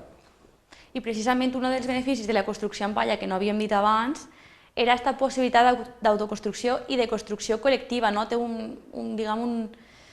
un procés de construcció també més social, pot ser, que la vivenda tradicional. Sí, lo que se llama autoconstrucción es un término muy curioso, porque claro, algunos dicen, ¿cómo autoconstrucción? Bueno, no es que uno pueda, o sea, en los sitios más civilizados y en Occidente tenemos la suerte de contar con personas que se preocupan de nuestra seguridad, que firman que una vivienda no se te va a caer encima. Y hace falta que alguien firme la responsabilidad de eso, y para eso están los arquitectos, los ingenieros acompañan. Tenemos una seguridad y una calidad de vida gracias a que estas personas estudian muchos años para luego diseñar los espacios donde vivimos. Hay países donde no tienen eso, no tienen arquitectos. Los que ayudan a colaborar en construir una vivienda son los más veteranos, los más ancianos, el consejo de ancianos de cada lugar, que le dicen a uno cómo hacer una vivienda. Entonces, el concepto de autoconstrucción es que sí puedes aportar dentro de la construcción de tu vivienda una parte de la construcción. De hecho, hay arquitectos que pregona el Passive House, que dicen que una parte te la pondrías que poder hacerte tú en la casa. Por ejemplo, el aislamiento de las paredes, de unas paredes de ladrillo. El aislamiento de unas paredes de ladrillo se podría hacer por el interior o por el exterior. Porque claro, también por el exterior es un poco más complicado, sobre todo si vives en un segundo o un tercer piso. Necesitarías un andamio, algo que se aborda. Y luego hay las normativas de construcción y de edificabilidad en las viviendas y en las calles. En este país, pues, te podrían poner peros. Si tú añades espacio a tu muro para aislarlo por el exterior, estás invadiendo espacio público. Te podrían decir que ahí el impuesto de la vivienda a lo mejor te podía decir algo. Entonces, bueno, hay normas que hay que intentar estar por encima, avanzar con decisión y con energía, como dicen en el Colegio de Arquitectos, ¿no? Con valor y con coraje. ¿Por qué? Porque las normas hacen que alguna vez la administración sea muy lenta a la hora de aplicarlas, pero hace falta normas. No consejos sin más, sino normas para que se cumplan. Es mejor que se obligue un poco y detrás de la obligación, porque las obligaciones no vienen de que alguien se lo invente o un gobierno o no, vienen en muchísimos casos de Europa. Y los cambios climáticos y las normas de construcción son cosas muy serias. Esto lo conoce muy bien la vicerrectora de la Politécnica, la directora del Instituto Valenciano de Edificación, que estuvieron presentes en las ponencias del Colegio de Arquitectos y que vi maravillas de personas preocupadísimas por la calidad de vida de las personas. Entonces, la parte de la autoconstrucción no es que tú te hagas una casa sin más, no, es que puedes colaborar dentro del proceso con un proyecto de arquitectura para ahorrarte parte de los costes, que és lo important. M'agradaria que tornarem al tema del suport social que ha tingut el projecte. Tu t'has esforçat molt per donar-lo a conèixer a diferents col·lectius i no només donar-lo a conèixer, sinó recabar aquest suport per escrit de tantíssims col·lectius. Jo m'havia fet un llistat de totes les cartes de suport que m'havies fet arribar. Són moltíssims els col·lectius socials, agrícoles, com deia, activistes. Com ha sigut aquest camí d'aconseguir el suport de tantíssimes persones?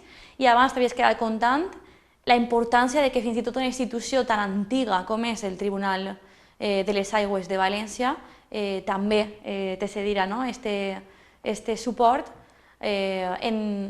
entendre que havies aconseguit un acord de pau social per posar a tants col·lectius a favor del teu projecte. Bueno, la verdad es que cuando tuve la idea de poner en marcha el proyecto, los seres humanos funcionamos por imágenes. Realmente una imagen vale más que 1000 palabras, es un hecho.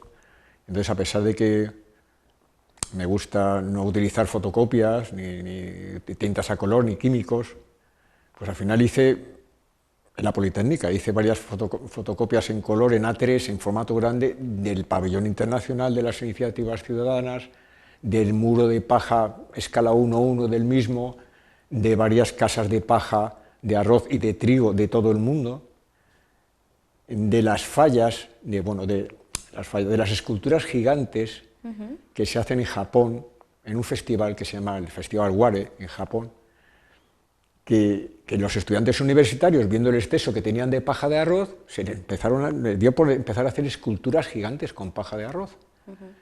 Y yo cuando vi las que hacían me quedé maravillado, pensé en las fallas de Valencia, al ver gorilas gigantes, diplodocus, mamuts, construidos con paja de arroz en un festival que hacen todos los años en Japón.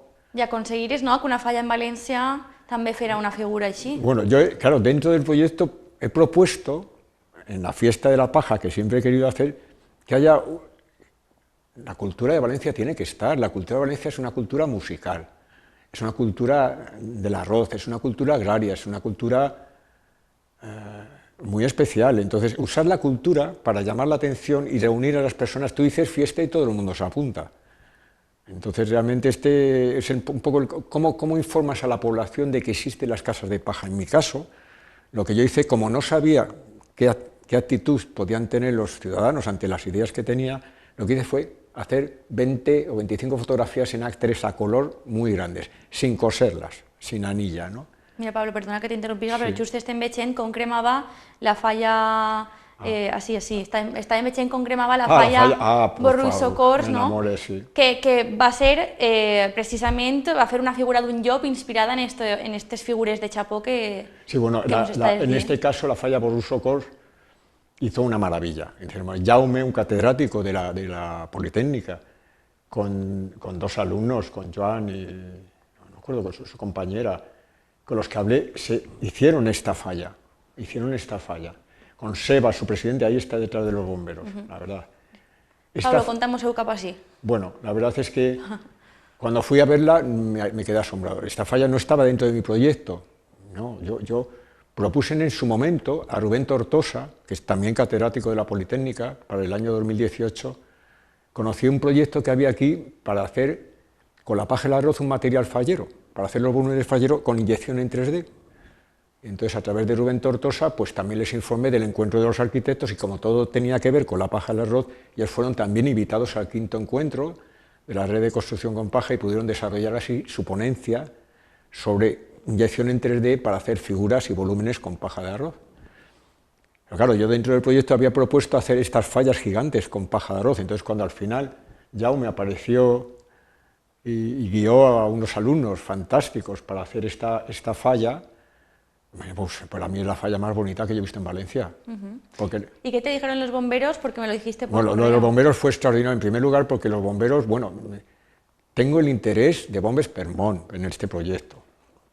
Yo les pedí también que en su momento pues, dieran la explicación de que no se quema, ni con un lanzallamas, aguantan más de 2 horas al fuego, y para mí que los bomberos estuvieran presentes, tengo una relación muy personal con los bomberos, porque el oficio de tramoyista, en los teatros más importantes del mundo siempre había bomberos, que tenían hachas y que estaban dispuestos a cortar las cuerdas del decorado por si se prendía fuego por detrás de un escenario. Entonces, de esa manera, el decorado caía al escenario y ahí podías apagarlo, porque si prendía el techo de madera, el peine que se llama, pues aquello podía arder entero. Entonces, tengo un especial cariño a los bomberos, en especial a los bomberos de Valencia, a la labor de los bomberos de esta comunidad y de toda España, que frente al cambio climático, que algunos niegan, lo que hacen es jugarse la vida cada día. Cada día. Entonces, ¿cómo valoras el trabajo de un bombero? O sea, cada minuto de su vida se están jugando la vida. La vida, ¿no? Es que estás loco para ser un bombero. Cualquiera de ellos, el que conduce el camión, el que se va con una pala en medio del campo, el que va con un helicóptero. Entonces, ¿cómo valoras el daño que se hace con un incendio? Miles de millones. La afectación de las personas, las viviendas, las muertes, las vidas que salvan. ¿Cuántas vidas que salvan que no quedan registradas? Entonces, hay que apoyar a los bomberos por encima de cualquier cosa. Siempre. O sea, es una labor sencillamente que no tiene nombre. Y hay que apoyarlos. Entonces, bueno, yo dentro del cuerpo de bomberos, los que asistieron, a mí me hablé el otro día con Sebas, con el presidente de Borrus Socors, y me dijo muy divertido que casi se habían peleado por ir a gestionar esta falla con paja de arroz. Pero yo estuve con ellos y me dijeron que era la que mejor habían gestionado nunca el control del fuego. La gestión del control del fuego la habían podido llevar muy bien porque lo que mojaban se mojaba, porque empapaba. Y entonces allí donde podían meter la manguera, pues gestionaba. Y claro, en medio del fuego que se produjo, en medio de esa calle, de esas calles tan estrechas, me dijeron que nunca habían controlado mejor el fuego de una falla, que además ardía blanco. Era blanco. Claro, porque yo la primera falla que llegué aquí a Valencia, no digo de dónde, porque a mí el valor de las fallas es artístico y es precioso, y los maestros falleros y cualquier artista fallero tiene un mérito extraordinario. Pero claro, la primera falla, a poco que bajó la nube y me cogió, me sacó del sitio, porque no podía creerme la cantidad de petróleo y de tóxico y yo precisamente, que uno de los problemas gravísimos de la quema de la paja del arroz es que, a pesar de que es un humo tradicional, pues es un humo tóxico. A mí me ha pasado, lo más cerca que he estado de ese peligro ha sido cruzando una carretera ante una quema incontrolada, que el humo atravesó la carretera. El humo es blanco, te impedía ver ni un coche del otro lado, y eso que era a plena luz del día. Entonces, pero no ese es el problema es la afectación a los pulmones y a la salud de las personas. Entonces, igual que las viviendas eficientes. ¿Cómo compruebas que tu vivienda es importante? Porque tu salud es lo más importante. Porque tener una temperatura adecuada dentro de tu casa te permite pensar, vivir, descansar cuando vienes del trabajo. Si no tienes eso en tu casa cada día, ¿qué es lo que te queda de la vida? ¿Ir al trabajo cansado? Sin poder pensar adecuadamente, encontrarte con que en tu trabajo las condiciones no son dignas. Caramba, los vigilantes de las playas aquí en Valencia tendrían que tener todos una nevera de verdad. Están expuestos a ir al sol como los lagartos. Esto es como no, son personas, son seres humanos y hay que cuidarlos. Entonces, no es rentable cuidar a las emergencias. Si luego se cuantifican en miles de millones los daños, miles de millones. Y los daños a las personas, ¿cómo se valoran las muertes de la dana? ¿Cómo se valora una muerte? ¿Cuánto? cuesta una muerte. La indemnización que le das, no. Hay recuerdos que nunca se van a olvidar aquí en Valencia. Lo único que podemos hacer es estar a la altura del esfuerzo que hicieron todos los vecinos, las vecinas, todos los que pudieron, los bomberos que en su tiempo libre intentaron hacer horas extras. ¿Cómo que horas extras? No, si es que se iban porque nadie les decía qué tenían que hacer. En momentos de caos es muy difícil saber qué hacer. Pero cualquier persona que habita en Valencia y que vive en Valencia, como yo vivo hace unos años, ha oído hablar de las danas.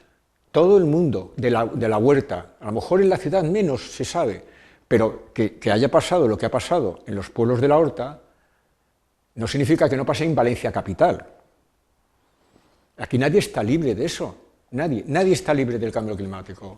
Pablo, probablemente no te hayas dado cuenta porque estamos aquí de lo más entretenidos, pero está a puntito de acabarse nuestro tiempo. No me he dado cuenta. Claro, por eso digo, sí que quiero que hablemos de la fiesta. No quiero que nos vayamos sin hablar de la fiesta y no quiero que se acabe la entrevista sin que concretes eso que habías lanzado antes y te he dicho, al final.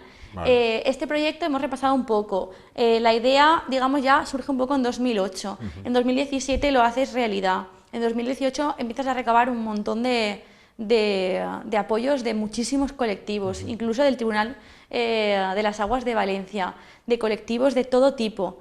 Pero hay una fiesta, ¿no?, de la paja del arroz, que es como el gran objetivo que has estado trabajando por llevar a cabo, pero que, digamos, es un poco lo que aún queda pendiente, ¿no? Sí, vamos a ver, la idea, eso tiene que ver incluso con la financiación del proyecto. Hubo un momento en que alguien intentó quitarme la autoría. Alguien me pidió el proyecto, lo leyó y de repente me dijo, pues he pedido un crowdfunding para el proyecto. Y yo, ¿cómo? Sí, y además me dicen que adelante con unos cuantos miles de euros y demás. Y yo, ¿pero qué me estás diciendo? Y dice, bueno, es que como tú eres tan modesto, pues le cambio el nombre y el título, digo, porque mejor en castellano. Y digo, caramba, pues lo único que me faltaba. Yo, que soy de Chamberí, pongo un título en valenciano. Entonces, al final, de repente me di cuenta de que, aunque hagas cosas de manera altruista, hay gente que puede sentirse tentado de aprovecharlo, pensando que lo va a hacer mejor que tú. A lo mejor. No necesariamente por un interés económico, o sí, o también. Entonces dije, bueno, pues le voy a regalar las ideas a dos ONGs que me gustan mucho, a Save the Children y a la Fundación Vicente Ferrer, que en India se queman millones de toneladas de paja de arroz, y me entrevisté con sus representantes aquí en Valencia y les dije el problema que tenía. Mire usted, para que no me hurten las ideas se las voy a regalar. Yo les regalo a ustedes las ideas. Dijeron, pero ¿cómo? Pensaron que era una patente comercial. No, me costó un poco hacerles entender que lo que eran unas ideas. Entonces ellos me pusieron un reto, me dicen, bueno, pero tú saca de las ideas aquellas que tú parezca que son las más originales, ¿no? Y así salió, y tuve que redactar el método Quintana. Entonces, al final, ¿cuál es la idea más importante de fondo del proyecto?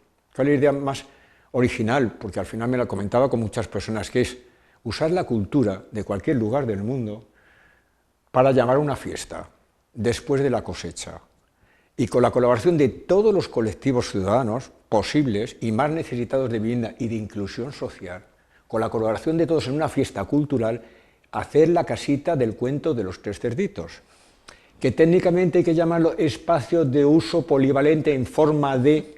Casita. Vale, casita. Entonces, pero realmente es un modelo de vivienda, encima al ser redondo, es el modelo más antisísmico.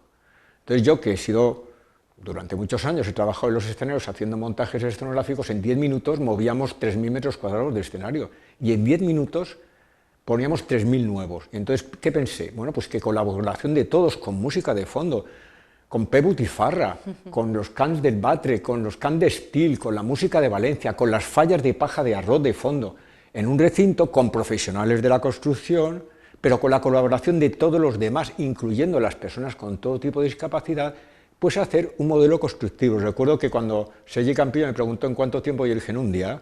Me dijo, ¿cómo en un día? ¿Cómo en un día? Y digo, hombre, pues si nosotros en 20 minutos hacíamos un cambio de escena, 25 profesionales de miles de metros cuadrados, pues si cuento con 200 o 300 personas en un día. Es un montaje, es una exhibición.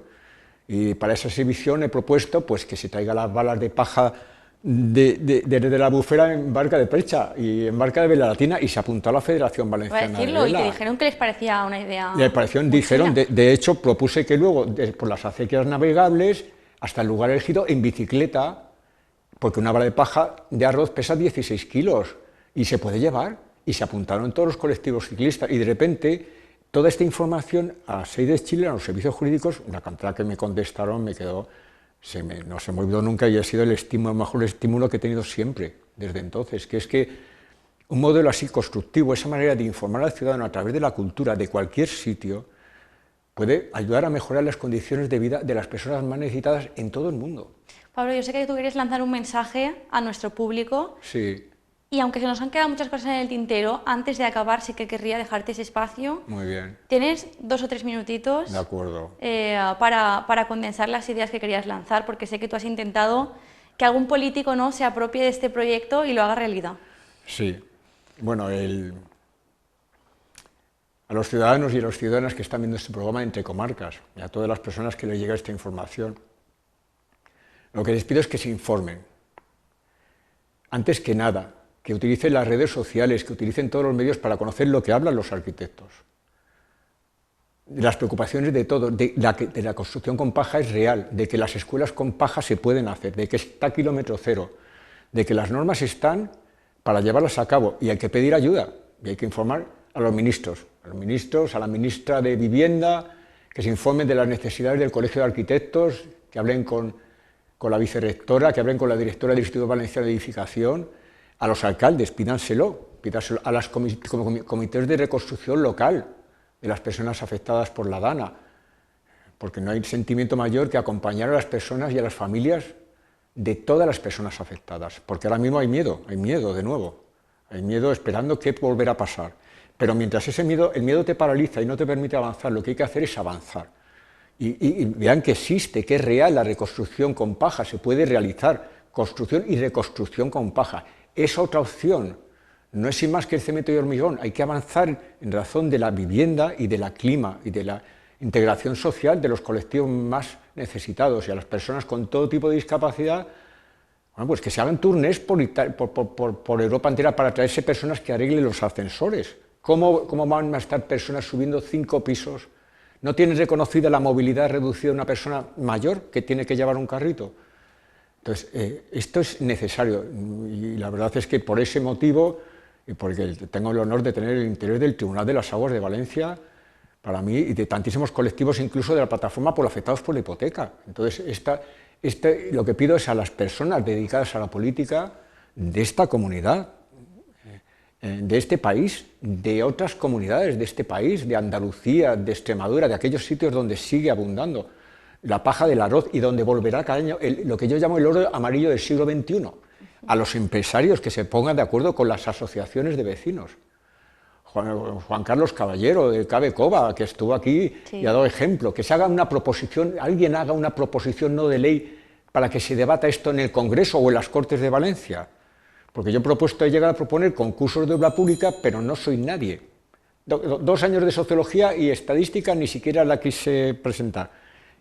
No somos nadie, somos todos juntos, cada persona es un mundo, y un mundo por descobrir. Entonces, muchísimas gracias, de verdad. Pablo, tant de bo arribi a fer-se esta festa de la palla de l'arròs i puguem construir tots junts i juntes esta caseta, no?, dels 3 porquets. Seria tot un goig poder assistir a esta festa. Tant de bo també algú escolte este missatge, i sabem que tens molt de suport social i polític darrere del projecte, però que sempre ho has fet tu a soles, t'has tirat avant i continues treballant des d'abans del 2008 per fer-ho realitat. Moltíssimes gràcies per haver-nos acompanyat en el programa d'avui, i seguirem de prop el projecte, intentarem també tornar-lo a portar d'alguna manera perquè ens han quedat moltes coses per contar. Moltes gràcies, Pablo. Moltíssimes gràcies a vostè, Marta. Fins així el nostre programa d'avui d'Entre Comarques, una edició un poc més estiuenca. Tornarem la setmana que ve, ens n'anem encara de vacances. Moltíssimes gràcies per haver-nos acompanyat, i ja saben que ens veiem molt prompte en una nova edició d'Entre Comarques.